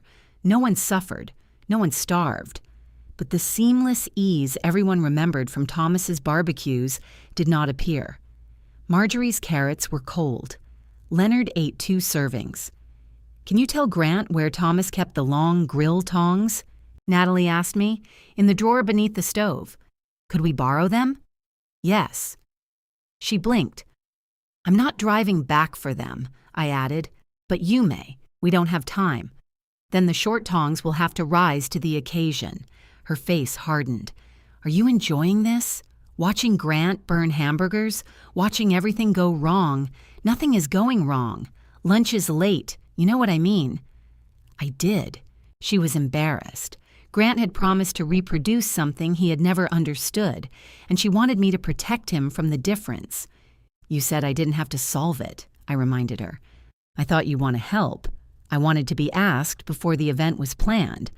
We're past that now. Then the answer is still no." She stared at me. "Dad would have stepped in. Your father would have called me from the grill. You always have an answer, only because I've had this argument in my head for years." She walked away. Lunch happened at 12:50. The burgers were dry, the carrots were cold, and the onion potato salad was excellent. People sat in folding chairs or along the pavilion benches. The wind blew napkins across the grass, and 3 adults chased them, laughing despite themselves. Grant stood near the silent speaker and raised a paper cup. "I know this isn't exactly how Tom would have done it," he began. "No," Leonard said. "He'd have made Evelyn do it." The laughter came quickly, then stopped when people realized I was there. I raised my cup. "He would have asked nicely. He would have promised to clean," Marjorie added, "and disappeared when it was time," I said. This time the laughter remained. Grant looked at me. For one brief second he smiled. Then he continued his toast, speaking about Thomas's gift for bringing people together. He thanked everyone for coming and said keeping the tradition alive proved the family could carry Thomas forward. The words were lovely. They were also too neat. When he invited people to share memories, Leonard told the story of the purchased fish. Marjorie accused him of ruining one of Thomas's best stories. Carol described Thomas repairing her porch swing and did not mention that it collapsed the following week. Then Grant looked at me. "Evelyn?" Every face turned. I could have corrected them. I could have explained the food, the chairs, the 41 years behind the tradition. Instead, I said, Thomas hated birthdays that ended in an odd number. He said they felt unfinished. On his 53rd, he insisted he was 52 plus 1. I told him that was how numbers worked. People laughed. He kept the card I gave him that year, I continued, not because it was sentimental, because I accidentally bought one that said, "To my wonderful wife." He displayed it on his desk for 6 months. "That's true," Marjorie said softly. "He loved being remembered," I said, even incorrectly. The wind lifted one edge of the wedding photograph. Natalie caught it before it fell. For the group picture, Grant arranged everyone beneath the pavilion roof. This time he looked directly at me. "Evelyn," he said, gesturing toward the center, beside Natalie. The invitation was careful, almost formal. I stood where he indicated. Natalie moved close enough that our shoulders touched, but she didn't look at me. As the camera timer blinked, Grant ran into place on her other side. For 10 seconds, we resembled a family that had learned something. Then the picture was taken, and Natalie stepped away. Grant checked the picture before anyone moved too far. "One more," he said. Leonard groaned. "We look the same. You were blinking." "I'm 70. I blink." Everyone shuffled back. This time, Natalie left a small space between us. Not enough for another person, but enough that our sleeves no longer touched. The camera flashed. Then the cousins began folding chairs with the sudden urgency of people who had remembered other obligations. Dennis's wife gathered unopened packages of paper plates and put them back in her car. Carol left the onion potato salad in direct sunlight and drove away without it. Grant stood beside the pavilion table, looking at 3 coolers, 6 bags of trash, a cold slow cooker, 2 grills, and enough leftover buns to shelter a small animal. "Could everyone take something?" he called. Everyone was already taking something. Their own things. Ruth held up her empty containers. "I warned you optimism was dangerous. I picked up a roll of trash bags and tore one off. You don't have to," she said. "I know." That made helping feel different. I collected paper cups from beneath the tables. Ruth packed 2 hamburgers, carrots, and an unreasonable quantity of potato salad into her containers. Marjorie wiped the photograph frames with a napkin before placing them into a box. Leonard carried one of the grills toward Grant's car, complaining about the design. "If the legs fold," Grant said, "fold them." "They don't fold. There are hinges. Hinges don't guarantee cooperation." "That should be on the family crest," I said. Leonard looked pleased. Grant did not. Natalie stood near the trash barrels, tying off a bag. Her knot slipped loose, and cups rolled onto the concrete.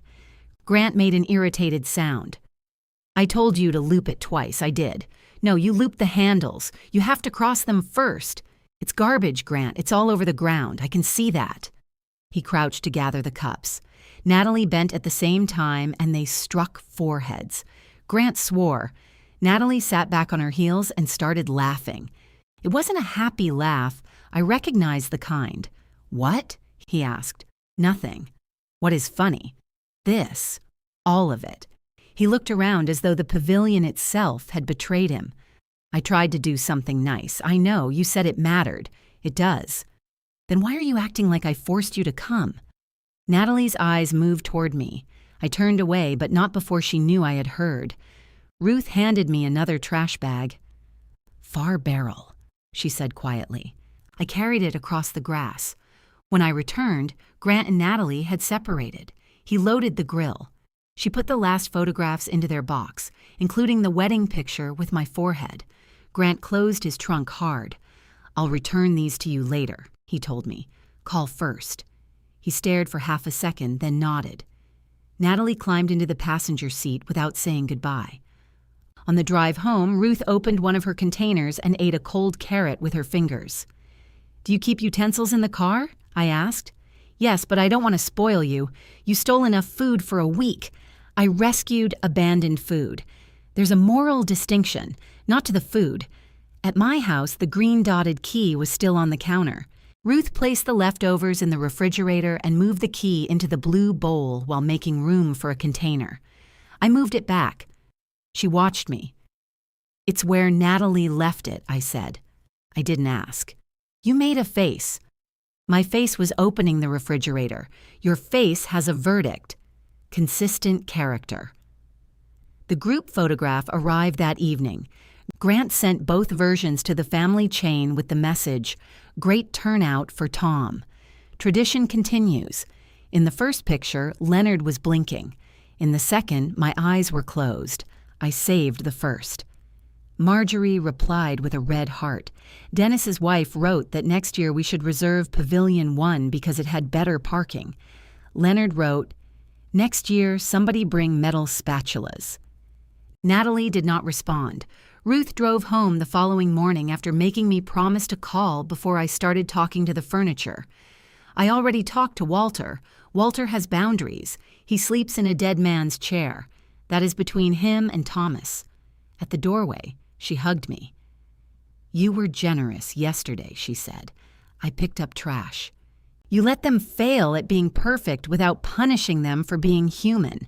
That sounds suspiciously wise. Beauty has seasons. Wisdom lingers."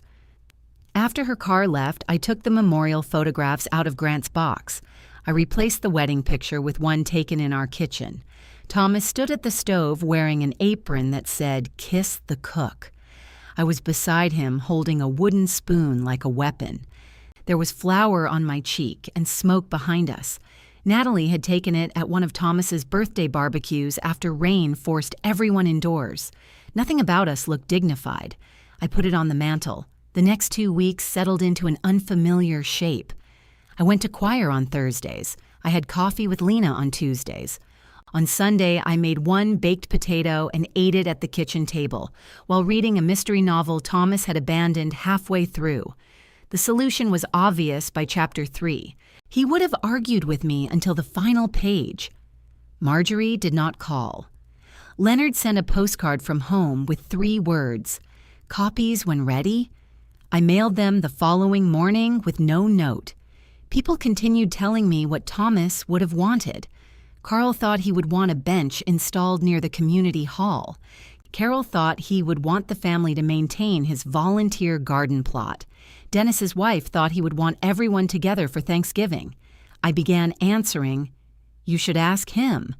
Some people laughed. Others looked offended. At choir, Martin announced an autumn concert. He passed around a sign-up sheet asking for names as they should appear in the printed program. The paper reached me. I wrote Evelyn Hale. Then I stared at it. Pam, seated in my old chair, leaned over. "Is something wrong?" "No. You're holding the pen like it insulted you. It has a history." She nodded as if that made perfect sense. I added Mercer between Evelyn and Hale. The 3 names looked crowded in the narrow space. I almost crossed out Mercer. Instead, I handed the sheet to Lena. She read it, said nothing, and passed it on. Natalie came on a rainy Wednesday with the washed soup container and the wedding photograph from the park. She rang the bell. "Grant said this is yours," she said. "He was supposed to call. He didn't come. That is technically correct." She held out the frame. I stepped aside. Her eyes went immediately to the mantel, where the kitchen photograph had replaced the anniversary picture in the silver frame. "You changed it. I rotate photographs." "Since when?" "Since I decided I could." She walked closer. "I remember this," she said. "Dad ruined the chili. He doubled the cayenne. He said the labels were too small. He wasn't wearing his glasses." Natalie smiled. "Leonard ate it anyway." Leonard thought drinking 4 beers would cancel the heat. He was wrong, violently. We both laughed, and again grief entered through the opening. Natalie put the wedding photograph on the coffee table. "I asked Grant why he didn't retake the family picture," she said. I stayed near the doorway. "What did he say?" "That he was trying to stay on schedule. That sounds like him. He said Carl was supposed to get you." "Carl asked about chairs." "I know." She looked toward the dining room. The chair remained beside the china cabinet. Walter was upstairs, so it appeared painfully empty. "Grant says you've never wanted him to be close to Dad. That isn't true. He said you resented their drives." "I resented cancer. The drives were fine. He said you always acted like he was performing. Grant often performs. It doesn't mean nothing underneath is real." "That sounds like a yes." "When the bed rail broke, your husband came at midnight and fixed it on the bathroom floor. Your father complained the whole time. I have never forgotten either part." Natalie sat on the couch. "I missed it," she said. "The bed rail?" "When Dad died?" The room changed. I sat beside her, leaving space between us. "You came as fast as you could. You told me not to come that night. He was sleeping. He was dying. I didn't know. You had to know. I didn't." Her face folded inward. She covered it with both hands. "I was tired," she said. "Grant asked if we should come, and I said no because I had an early meeting. I thought there'd be another day. So did I. And then you said I came after. I was cruel. You meant it. I meant to hurt you. That doesn't make it true." She lowered her hands. For weeks, I had wanted her to admit she had failed me at the memorial. Now she sat beside me believing she had failed her father at his death, and all I wanted was to remove that belief. "He wasn't waiting for you," I said. "He wasn't frightened. I was holding his hand, and he was already somewhere I couldn't follow. You did not abandon him." "How do you know?" "Because I was there." It was the first time I had spoken those 3 words without using them as a weapon. Natalie leaned forward, elbows on her knees. "I don't know how to do this," she whispered. "Neither do I. You always know what to do." "No, I know what everyone expects me to do. Those are different things." Rain tapped against the windows. Somewhere upstairs, Walter knocked something over and then ran, which was his method of denying involvement. I'm sorry about the key, Natalie said. You don't have to be. I left it there so you'd stop me. I know. You didn't. I know. She stood and walked into the kitchen. I stayed on the couch. I heard the small scrape of metal against ceramic. When she returned, the green-dotted key was no longer on the counter. It was in the blue bowl. Natalie came back into the living room and sat where she had been. Neither of us mentioned what she had done. Do you want coffee? I asked. It's 7:30. You're the one who brought soup at 7:30. That was different. How? I was worried about you. And now, I'm still worried. I'm just less organized. I made tea. While the water heated, she stood in the kitchen doorway watching me find mugs. Thomas's mug, the chipped blue one with World's Okayest Golfer on it, sat upside down on the drying mat. He had never played golf. Natalie had given it to him because he disliked gifts that implied excellence. I reached for 2 plain mugs. You can use Dad's, she said. I can, but you don't. Not tonight. She accepted that, though she looked at the mug once more before following me to the table. We ate the dense bread she had brought and the last of the vegetable soup. She asked about choir. I told her Pam had taken my seat and appeared convinced I was planning to reclaim it through force. You did always sit there, Natalie said. So? So people get used to things. People can get unused to them. Is that what you're doing? I set my spoon down. I don't know what I'm doing. She tore her bread into smaller pieces. Grant thinks you do. Grant thinks everyone has a plan. It keeps him calm.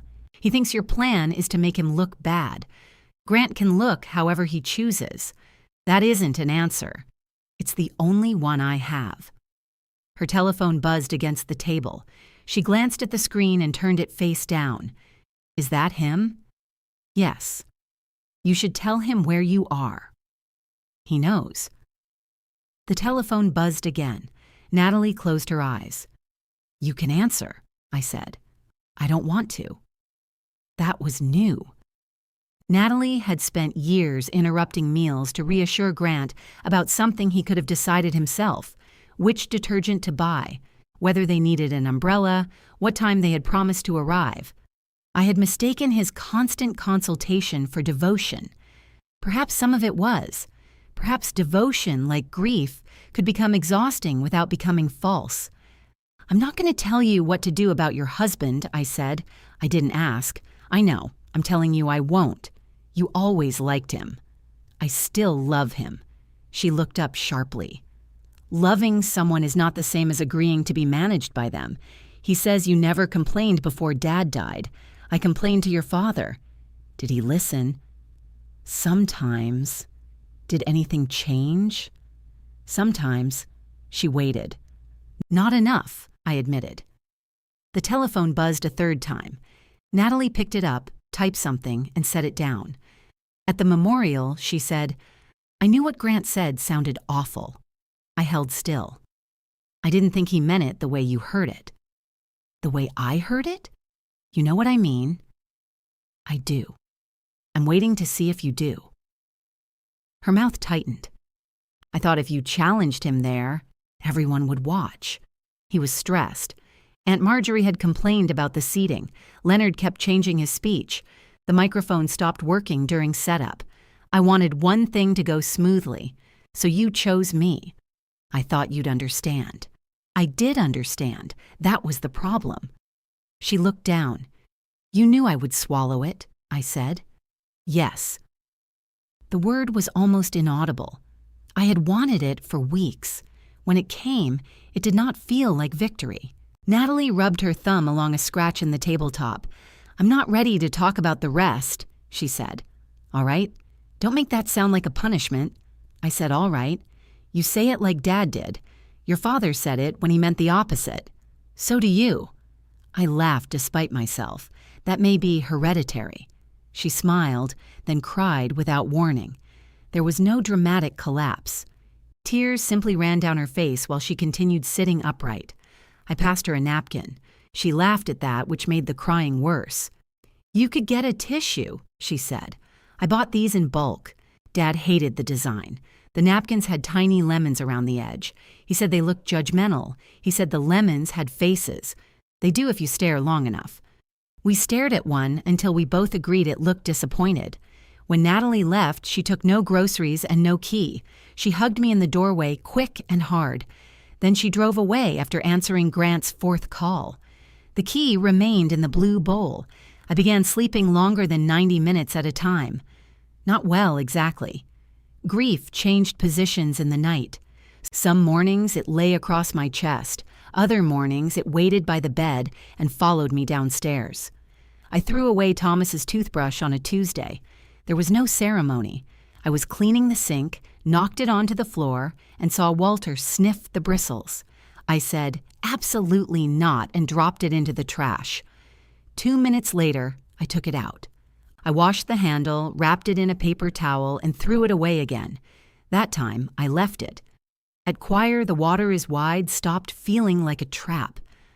Martin moved it later in the concert program and asked me to sing the opening line with 4 other altos. "I'm not soloing," I told him. 4 people is not a solo.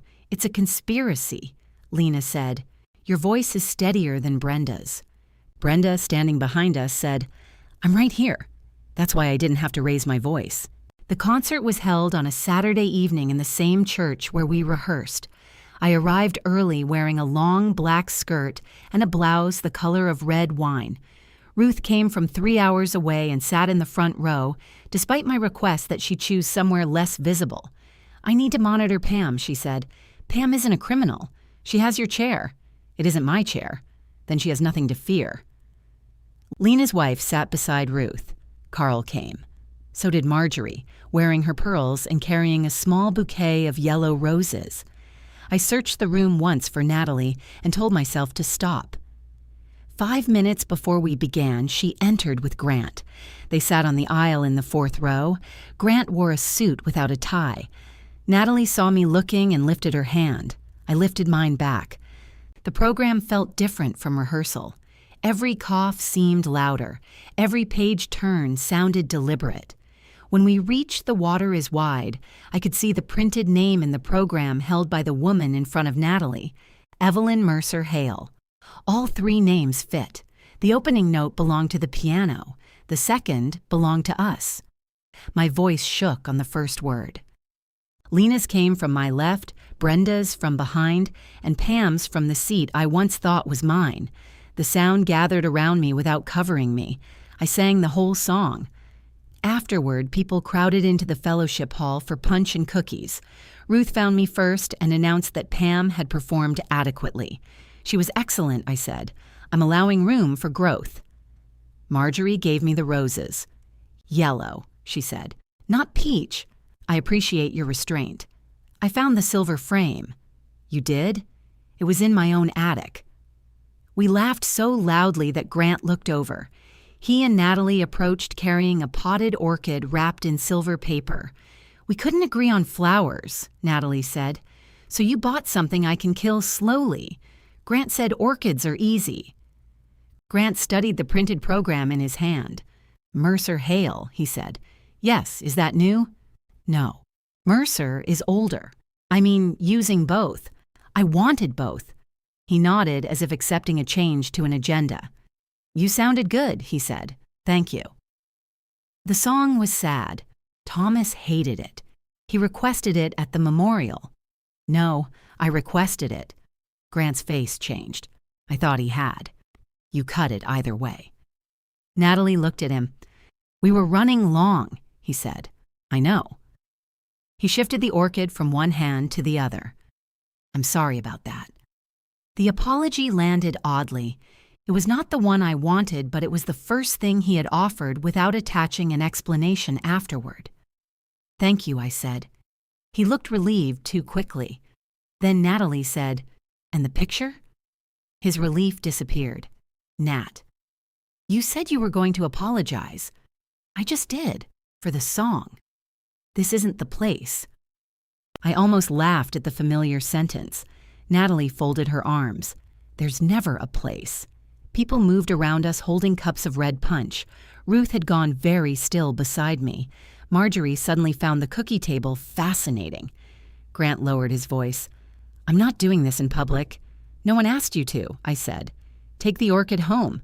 It will have a better chance. That's not necessary, Natalie said. It's also not punishment. I travel in January. The lie came out before I had anywhere to go. Ruth turned toward me slowly. You travel? Grant asked. I may visit, Ruth. Ruth recovered. My fern has expressed interest. Natalie gave us a suspicious look, but the tension eased enough for Grant to hand me the orchid. He and Natalie left separately. She hugged me. He said goodnight and held the door for an older couple, looking grateful for something useful to do. Ruth carried the orchid to my car. You're visiting me in January. Apparently. I'll notify the fern. At home, I put the yellow roses in the silver anniversary frame's place on the mantel and set the orchid near the kitchen window. The answering machine was blinking. Marjorie's voice filled the room. Evie, I forgot to ask at the concert. We need to decide Thanksgiving. Natalie said she might host, but Grant thinks it makes more sense at your house because you have the dining room. Call me tomorrow. I looked toward the table. Thomas's chair remained against the china cabinet.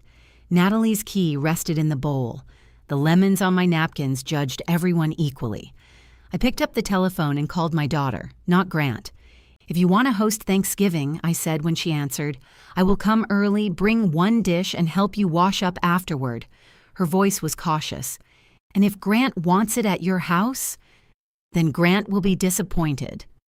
A long silence followed. All right, Natalie said. This time she meant it. The disappointment began at 8 the next morning. Marjorie called while I was feeding Walter. Natalie says she's having 5 people. That sounds manageable. It isn't Thanksgiving. It's a committee meeting with turkey. Most committees have more chairs. Evie, what would you like me to do? You have the dining room, yes. And the serving dishes, yes. And 12 matching place settings. 14, if no one looks closely at the bowls. She waited for me to volunteer the rest. I did not. Leonard thinks you're being bitter, she said.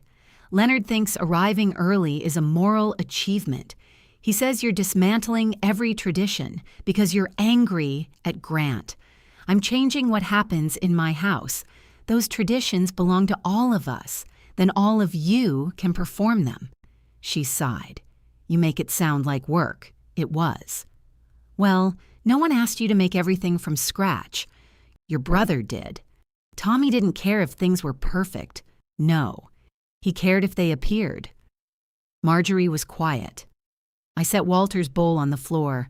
He sniffed it and looked at me as if breakfast had personally disappointed him.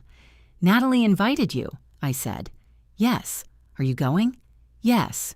Then we'll be together. Not everyone. Everyone has never been everyone, Marjorie. Somebody was always divorced, traveling, offended, or pretending to have the flu. One year, Dennis did have the flu. He was in Cancun.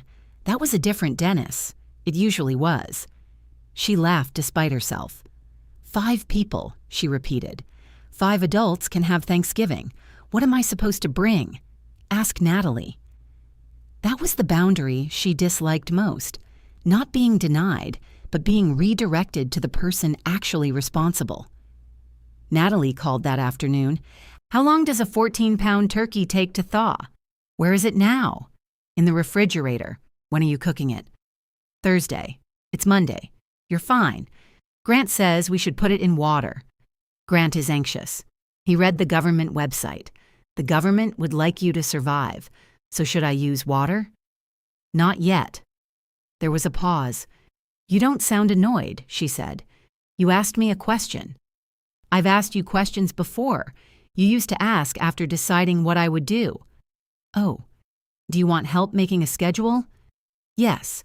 I told her when to prepare the stuffing, when to take the butter out, and how long the turkey needed to rest. I did not offer to arrive in the morning. She did not ask. On Tuesday, Grant called for my cranberry relish recipe. It's on the back of the bag, I said. No, yours has orange. Add 1 orange. How much peel? All of it. Seeds? Grant. Right. He sounded almost embarrassed. Thomas hated cranberry relish, I said. You don't have to make it for him. I like it. Then make it for yourself. That feels strange. It gets easier. He didn't ask what I meant. Natalie's townhouse looked as though a furniture store had sneezed. She had borrowed a folding table from a coworker and placed it beside the small dining table. The heights did not match. 3 folding chairs crowded the walkway. One of them had Central Baptist Church stenciled across the back. "You stole a church chair," I said. "It was already stolen. I'm borrowing it from the thief." I handed her the sweet potatoes I had promised. "1 dish," she said approvingly. "1 dish? No hidden rolls in the car?" "No. No extra gravy. Do you need gravy?" Her eyes widened. "Natalie." "No, I have gravy." Then I brought 1 dish. Grant appeared from the kitchen wearing an apron I had never seen. It was plain gray and covered most of his shirt. "Happy Thanksgiving," he said. He hugged me carefully. I hugged him back with equal care. Marjorie arrived carrying carrots in the same slow cooker, along with 2 extension cords and a power strip.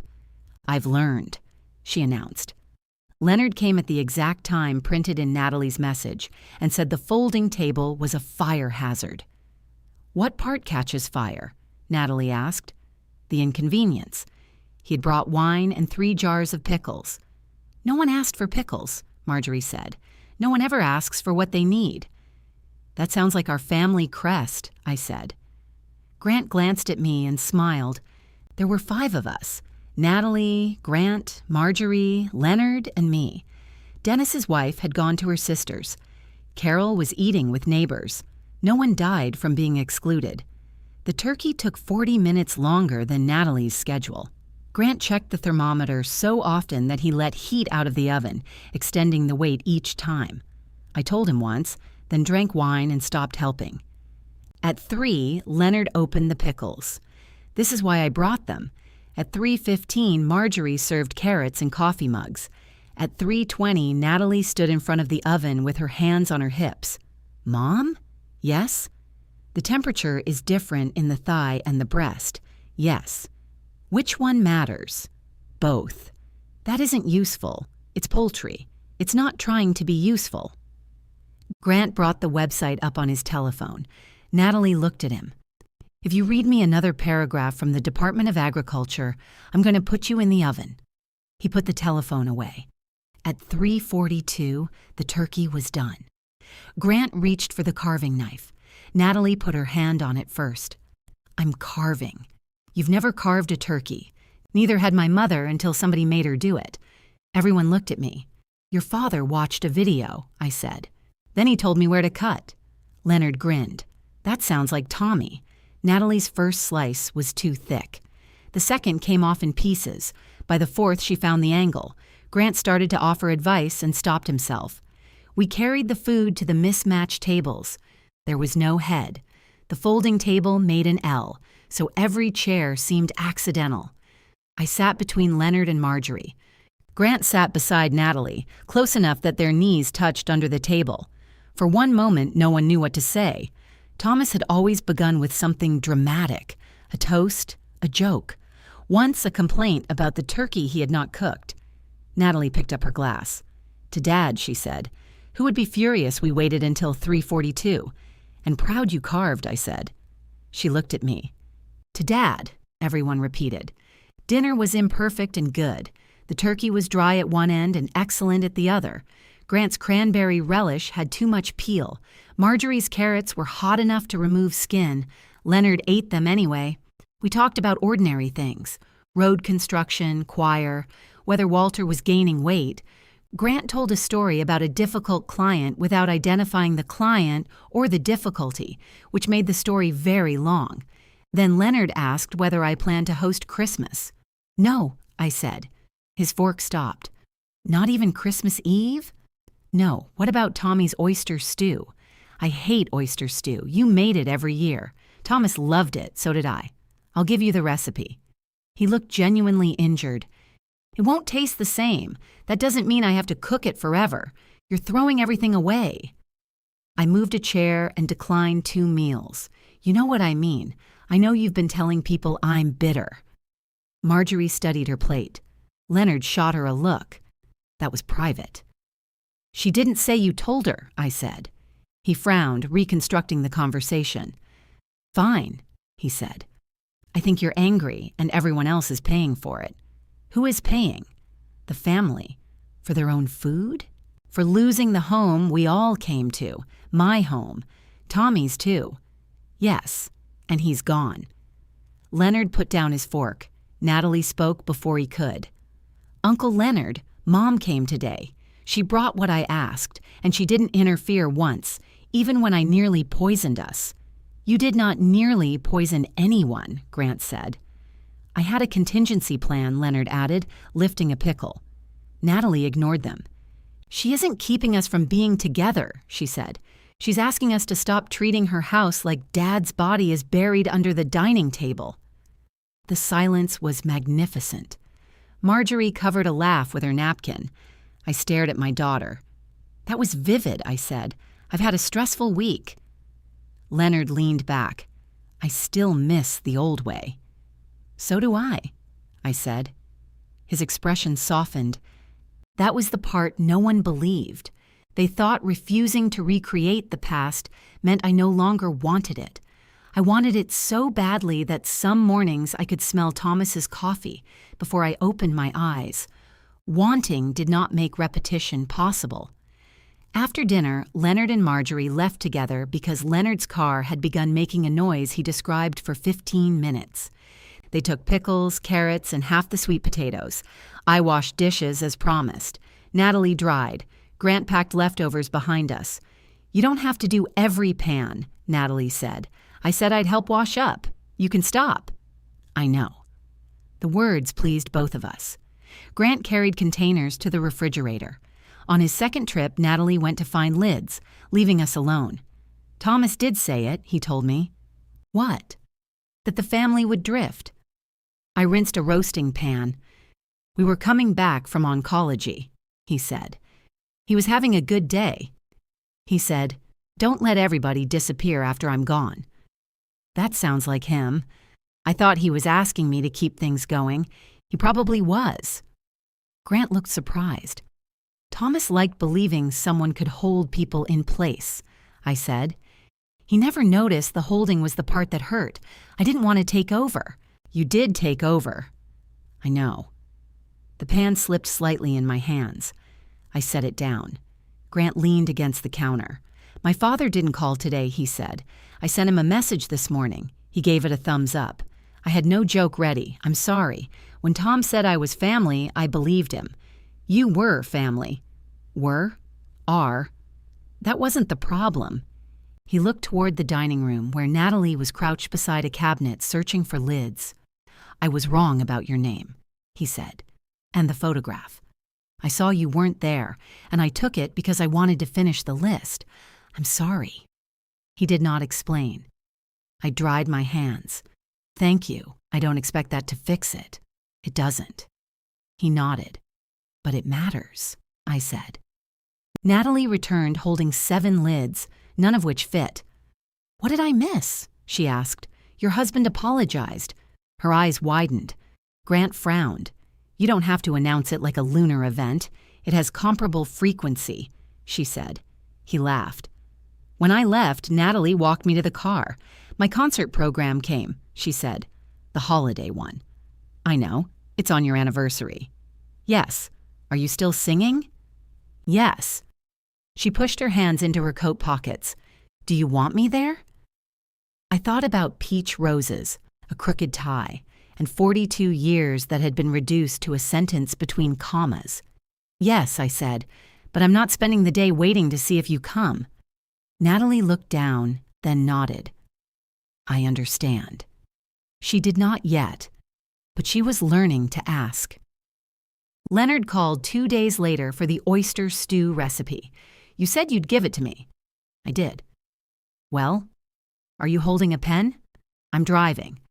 Then no, I know the ingredients. Why did you call? To confirm. Confirm what? That I know them. He listed oysters, milk, butter, pepper, salt, and something he called the powder. What powder? The white one. Flour? No. Garlic powder? Maybe. There is no garlic powder. That explains last year. I made him call back after he parked. The recipe had 6 ingredients and took 20 minutes. Thomas had behaved every Christmas Eve as though I began harvesting oysters at dawn. Leonard wrote down the instructions, read them back, and complained there was no secret. The secret was letting Thomas take credit, I said. He never said he made it. He stood beside the pot holding the ladle. That's not the same. It is if you wear an apron, Leonard grunted. You coming Christmas Eve? Where? My house. You're hosting? Somebody has to. No, somebody wants to. A pause followed. All right, he said. I want to. Then yes, I'll come. Bring bread. I'm not bringing bread. You can buy it. You're hosting. He muttered something impolite. I'll bring wine, I said. Fine. It was the first invitation from Thomas's family that did not include my house, my serving dishes, or a request disguised as concern. Leonard sounded irritated by the entire concept. That made it sincere. The holiday concert occupied most of December. Martin added 2 songs, changed the order twice, and decided we should enter from the back of the church carrying small electric candles. No, Lena said. It creates atmosphere, Martin told her. It creates a procession of elderly women trying not to trip in the dark. Brenda said, I'm right here. We're all right here, I said. Martin abandoned the candles. My anniversary sat on the calendar above the kitchen telephone in Thomas's handwriting. Anniversary, don't forget, he had written in the square before he got sick, as if I might. For years, that note had been our joke. Thomas forgot our 9th anniversary and compensated by remembering everyone afterward, at least 2 months early. He would announce in October that he had not forgotten December. Then he would hide my gift somewhere sensible and forget the location. On our 37th, he found a wrapped bracelet in the garage freezer. He swore he had put it there to mislead me. I left the calendar on the wall after the year changed because his writing was on it. The morning of our 42nd anniversary, I woke before dawn and reached across the bed. My hand met cold sheets. The grief was not sharp. I had expected sharp and prepared for it. Instead, it was heavy and familiar, like a coat soaked through with rain. I wore Thomas's gray robe downstairs. The sleeves still hung past my fingers. Walter followed me into the kitchen and shouted until I filled his bowl. Your father would say you're spoiled, I told him. Walter ate without defending himself. I made coffee in Thomas's chipped blue mug. The first sip tasted ordinary. That seemed offensive. On such a day, the coffee should have been bitter or unusually perfect. The sky should have looked different. Something should have acknowledged the distance between the date on the calendar and the empty chair against the china cabinet. Nothing did. At 9, Ruth called. Happy anniversary, she said. Is that what people say to widows? I don't know. Hallmark has avoided the category. Cowards. I can say I'm sorry. Don't.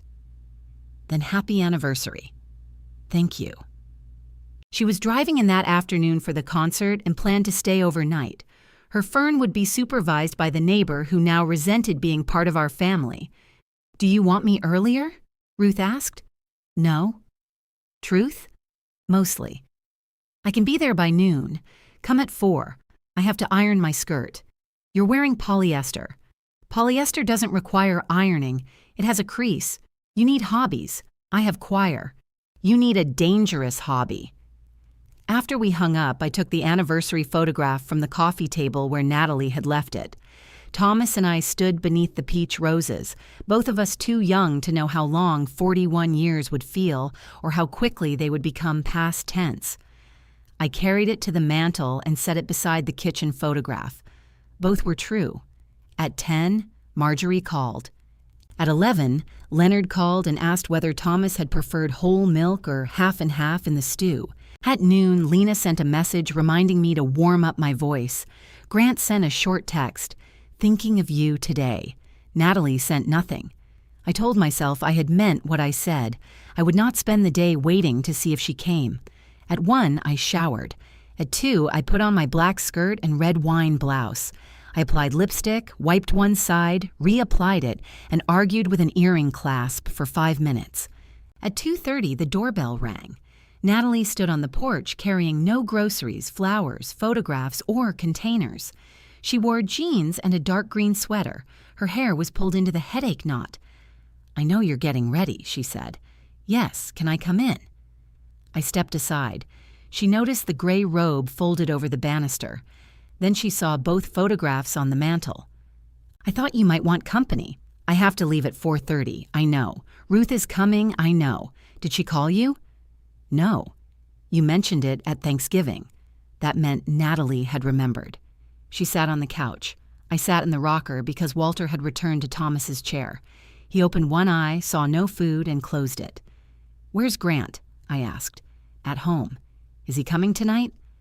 "I don't know. You said you wanted to come." "I do. Then come." She rubbed her palms against her jeans. "I didn't come to talk about the concert." "I know. Do you?" "Yes." Her eyes moved to the anniversary photograph. "Dad used to tell that story about the roses like Grandma ordered them behind your back. She did. He said you pretended to hate them because you didn't want her to feel bad." "No, I hated them."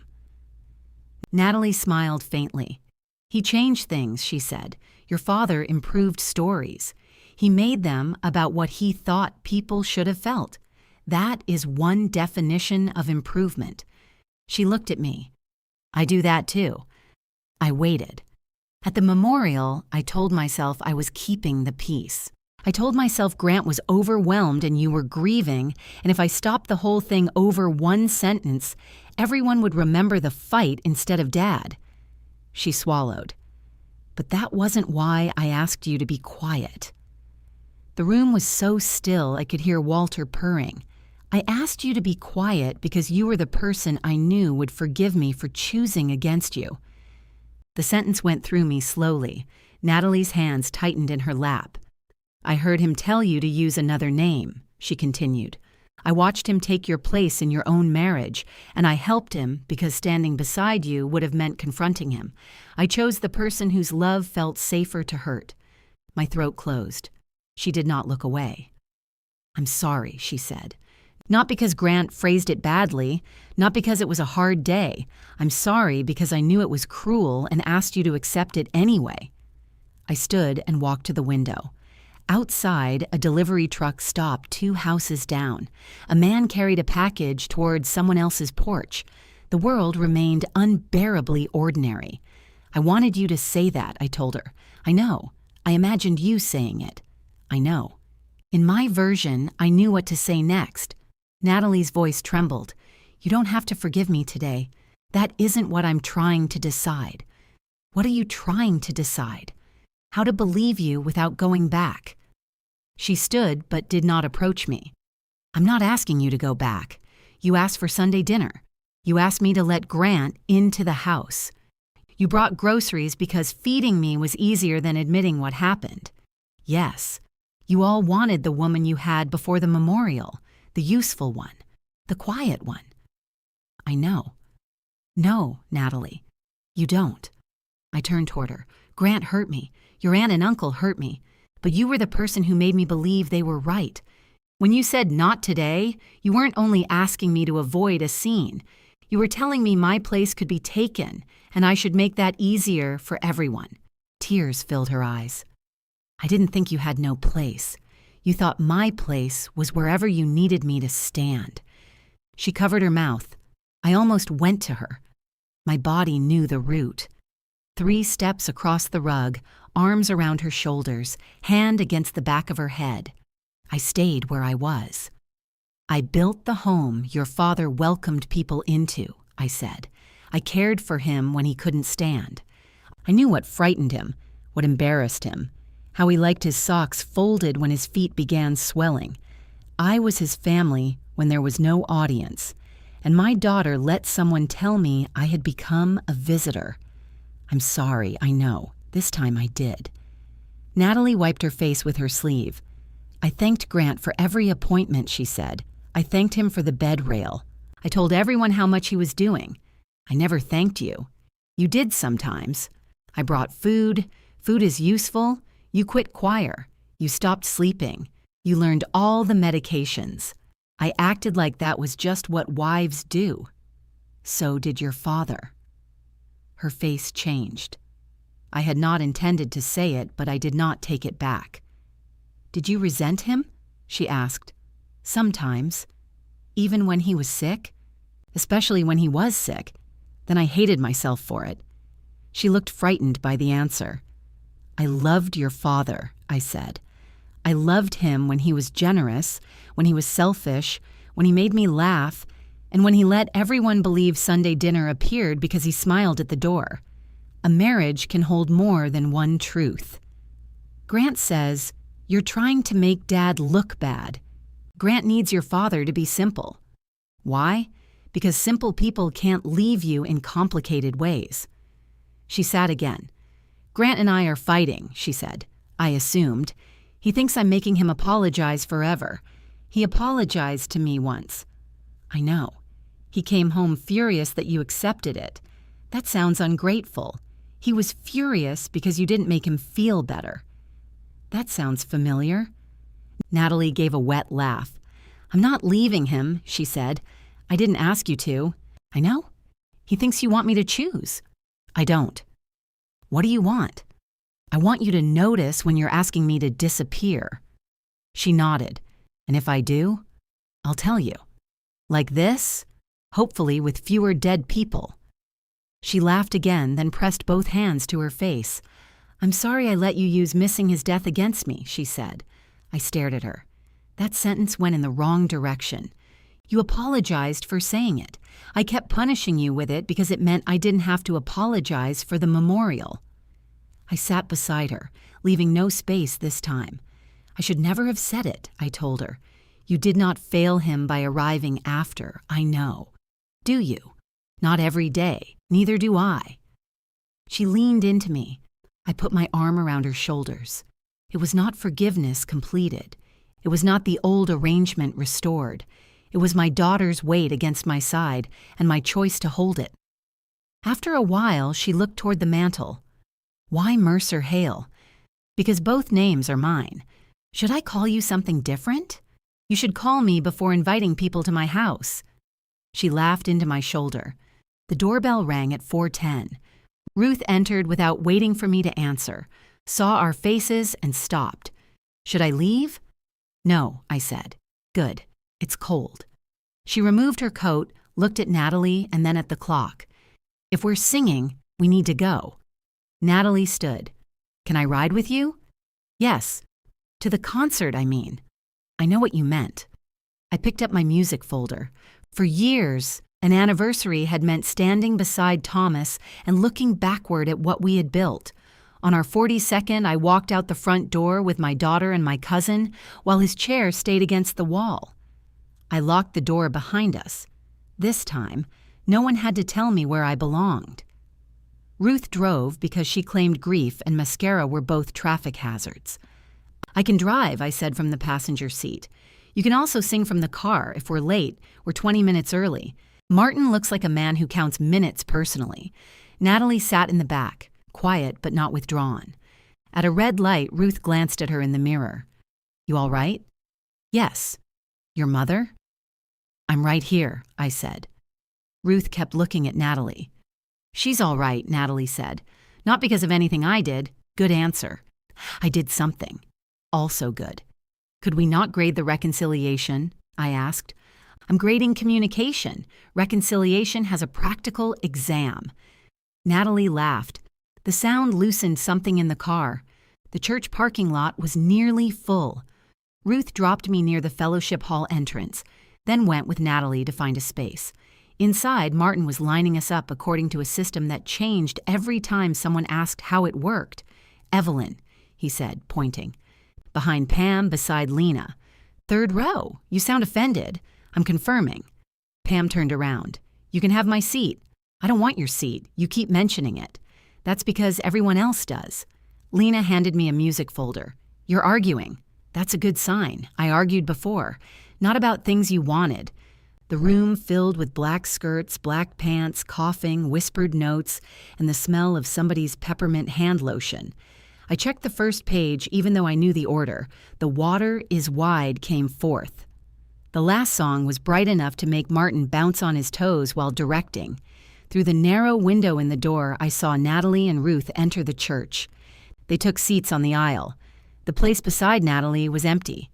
I did not look for Grant. That was not punishment.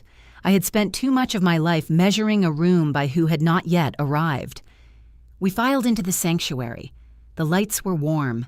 Pine garland had been looped across the balcony, and 2 arrangements of white flowers stood near the altar. No peach roses.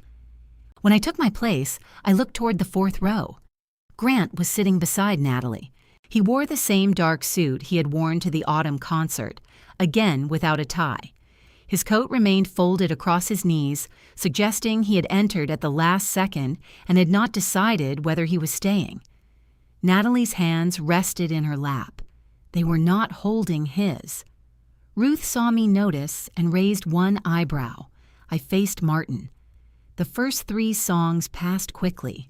I missed one entrance and blamed Brenda, who whispered that she was right there. The audience laughed at a joke Martin had not intended. Someone dropped a program during the quietest measure. Then Lena opened her folder to "The Water is Wide." The piano began. On my wedding day, Thomas had held both my hands and said my name so softly I barely heard him. Not Mrs. Hale, not Honey, Evelyn Mercer. He had looked terrified and delighted, as if marrying me was the first brave thing he had ever done. 42 years later, I stood beneath church lights carrying every version of that woman inside me. The bride behind peach roses, the wife serving Sunday dinner, the exhausted caregiver, the widow at the card table, the woman who had pulled a chair away from an empty place. The opening line came. I sang it. My voice did not disappear into Lena's. It did not shake. It belonged with the others and remained my own. Halfway through, I looked at Natalie. She was crying. Grant offered her a handkerchief, a real cloth one folded into a square. She took it. He did not put his arm around her or look toward me for approval. He simply sat beside his wife while she cried. The song ended. Silence held for one breath before the applause began. I did not imagine Thomas in the empty spaces. I did not need him to be sitting beside Natalie or standing near the altar or listening from anywhere I could not prove. I had loved him. He had loved me. The life we built was over, and it was still mine. The final song was loud, quick, and almost impossible to sing without smiling. After the concert, people crowded into the fellowship hall around urns of coffee and trays of cookies. Ruth reached me first. "You were flat in the second song," she said. "I heard it. The sad one was beautiful." "Thank you. I'm not saying it again." Natalie waited behind her, holding the damp handkerchief. "Dad would have loved that," she said. "He would have complained Martin rushed the ending." "He would have been right," Grant said. He stood a few feet away, hands in his coat pockets. "Probably," I said. Natalie held out the handkerchief. Grant shook his head. "Keep it. I'll wash it. You'll put it in a drawer and forget. That is also a form of keeping." Ruth took 2 cookies and moved toward the coffee, giving us privacy so obviously that it became another form of attention. Grant looked at me. "Happy anniversary," he said. "Thank you. I almost didn't come." I assumed. Nat said she was coming either way. Natalie's shoulders shifted, but she did not look away. "That seems healthy," I said. "It was a conversation. I assumed that, too." He smiled faintly. "I don't know what you expect from me now," he said. "Nothing tonight. I mean generally. Ask before you help. Listen to the answer." "That's it?" "No." "But it's enough to practice." He nodded. It was not warmth. It was not the closeness we had during Thomas's illness, when I could call at midnight and know Grant would arrive with tools. That trust had been spent. We could not argue it back into existence because he finally admitted the cost. But he had come. He had apologized. He had sat beside my daughter without directing her grief. Civility was not a small thing. It was simply not the same thing as forgiveness. Ruth drove us home. Grant and Natalie followed in their car. At my house, Ruth went inside to inspect the orchid. It had survived through luck, indirect sunlight, and my refusal to follow Grant's 6-point watering instructions. Natalie stood beside her car while Grant started the engine. "Are you coming in?" I asked. She looked at him. He said, "I'll wait." "No," she told him. "Go home. I'll get a ride." His jaw tightened, then relaxed. "All right." He did not ask how long she would be or tell her to call. He drove away. Natalie and I stood in the cold until his taillights disappeared. "Is everything all right?" I asked. "No. Do you want to tell me?" "Not tonight." "All right." "You meant that one?" "Yes." Inside, Ruth had put water on for tea and moved the orchid 3 inches to the left. "It needed distance from the cold window," she said. "You arrived 40 seconds ago." I assessed quickly. We sat at the kitchen table past midnight. Natalie told Ruth the truth about the memorial without softening her own part. Ruth listened. She did not call Grant an ass, though I could see the effort cost her. When Natalie finished, Ruth said, "Now do it differently." "That's your wisdom?" Natalie asked. "I drove 3 hours. The travel shortens it." There was no grand reconciliation. Natalie still went home to Grant. They kept fighting, though the fights changed. She stopped asking me to translate his intentions into excuses. He stopped speaking for Thomas when I was in the room. Sometimes he slipped, and Natalie corrected him before I had to. Grant never used my house key again. Christmas Eve at Leonard's was crowded, late, and smelled like oysters. His stew was too thin. "You left out the flour," I told him. "You said there was no flour. That was garlic powder. You're changing the recipe." I wrote it down. He went to find the paper and returned holding the instructions upside down. Marjorie laughed until she coughed. Natalie added flour to the pot. Grant sliced bread. I drank wine and did not rescue dinner. The stew thickened. No one called it Thomas's tradition. Leonard called it his first attempt, and we ate it from mismatched bowls while Thomas's absence sat among us without demanding a performance. In January, I visited Ruth for 10 days. Her fern was dramatic but alive. In February, I began using Thomas's blue mug. In March, I donated the medical equipment I had kept in the garage because throwing it away felt wasteful and giving it away felt final. In April, I stopped waking at 4:26 every morning. Not every relative approved of me. Dennis's wife told Marjorie I had become very independent, a phrase delivered like a diagnosis. Leonard still complained that I had destroyed Sunday dinners. Marjorie called less often for a while, then began calling without needing anything. Some Sunday afternoons remained so quiet I could hear Walter snoring upstairs. A boundary did not replace a family. It showed me which parts of the family knew how to knock. The first Sunday dinner I chose to host again was small. I invited Ruth and Natalie. Grant was not included. Natalie did not ask me to explain that decision or turn it into evidence against him. She only said, "What should I bring?" "Nothing." "Are you sure?" "Yes." "Can I bring wine?" "That's something." I learned from Ruth. Ruth arrived with 2 bottles and claimed one was for emergencies. Natalie rang the bell. She could have used the green dotted key. After the anniversary, I had returned it to her and told her the key belonged to the person whose name was painted on it. She had understood. She used it when I asked her to feed Walter or meet a repairman. She rang the bell when I was home. In her hands was a small photograph. "I found this in the album Dad gave me when I moved out," she said. "Can I show you?" She waited until I nodded. The photograph showed Thomas and me before our wedding, sitting on the front steps of our first apartment. My hair was long, his shoes were untied. Between us sat a cardboard box labeled "Kitchen," though Thomas had packed it with books. On the back, in his handwriting, were the words, "Thomas Hale and Evelyn Mercer, building a life." "He got my name right," I said. "He knew it." "Yes." "Do you want it?" I held the photograph by the edges. "Yes." We put it in a simple wooden frame I had bought for one of Leonard's copies and never used. On the back, beneath Thomas's old words, I wrote the date and signed my name, Evelyn Mercer Hale.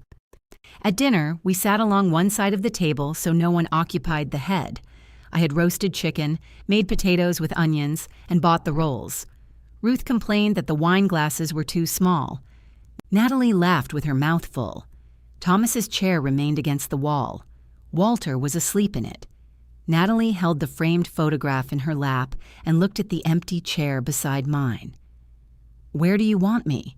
she asked. I pulled it out for her. Beside me.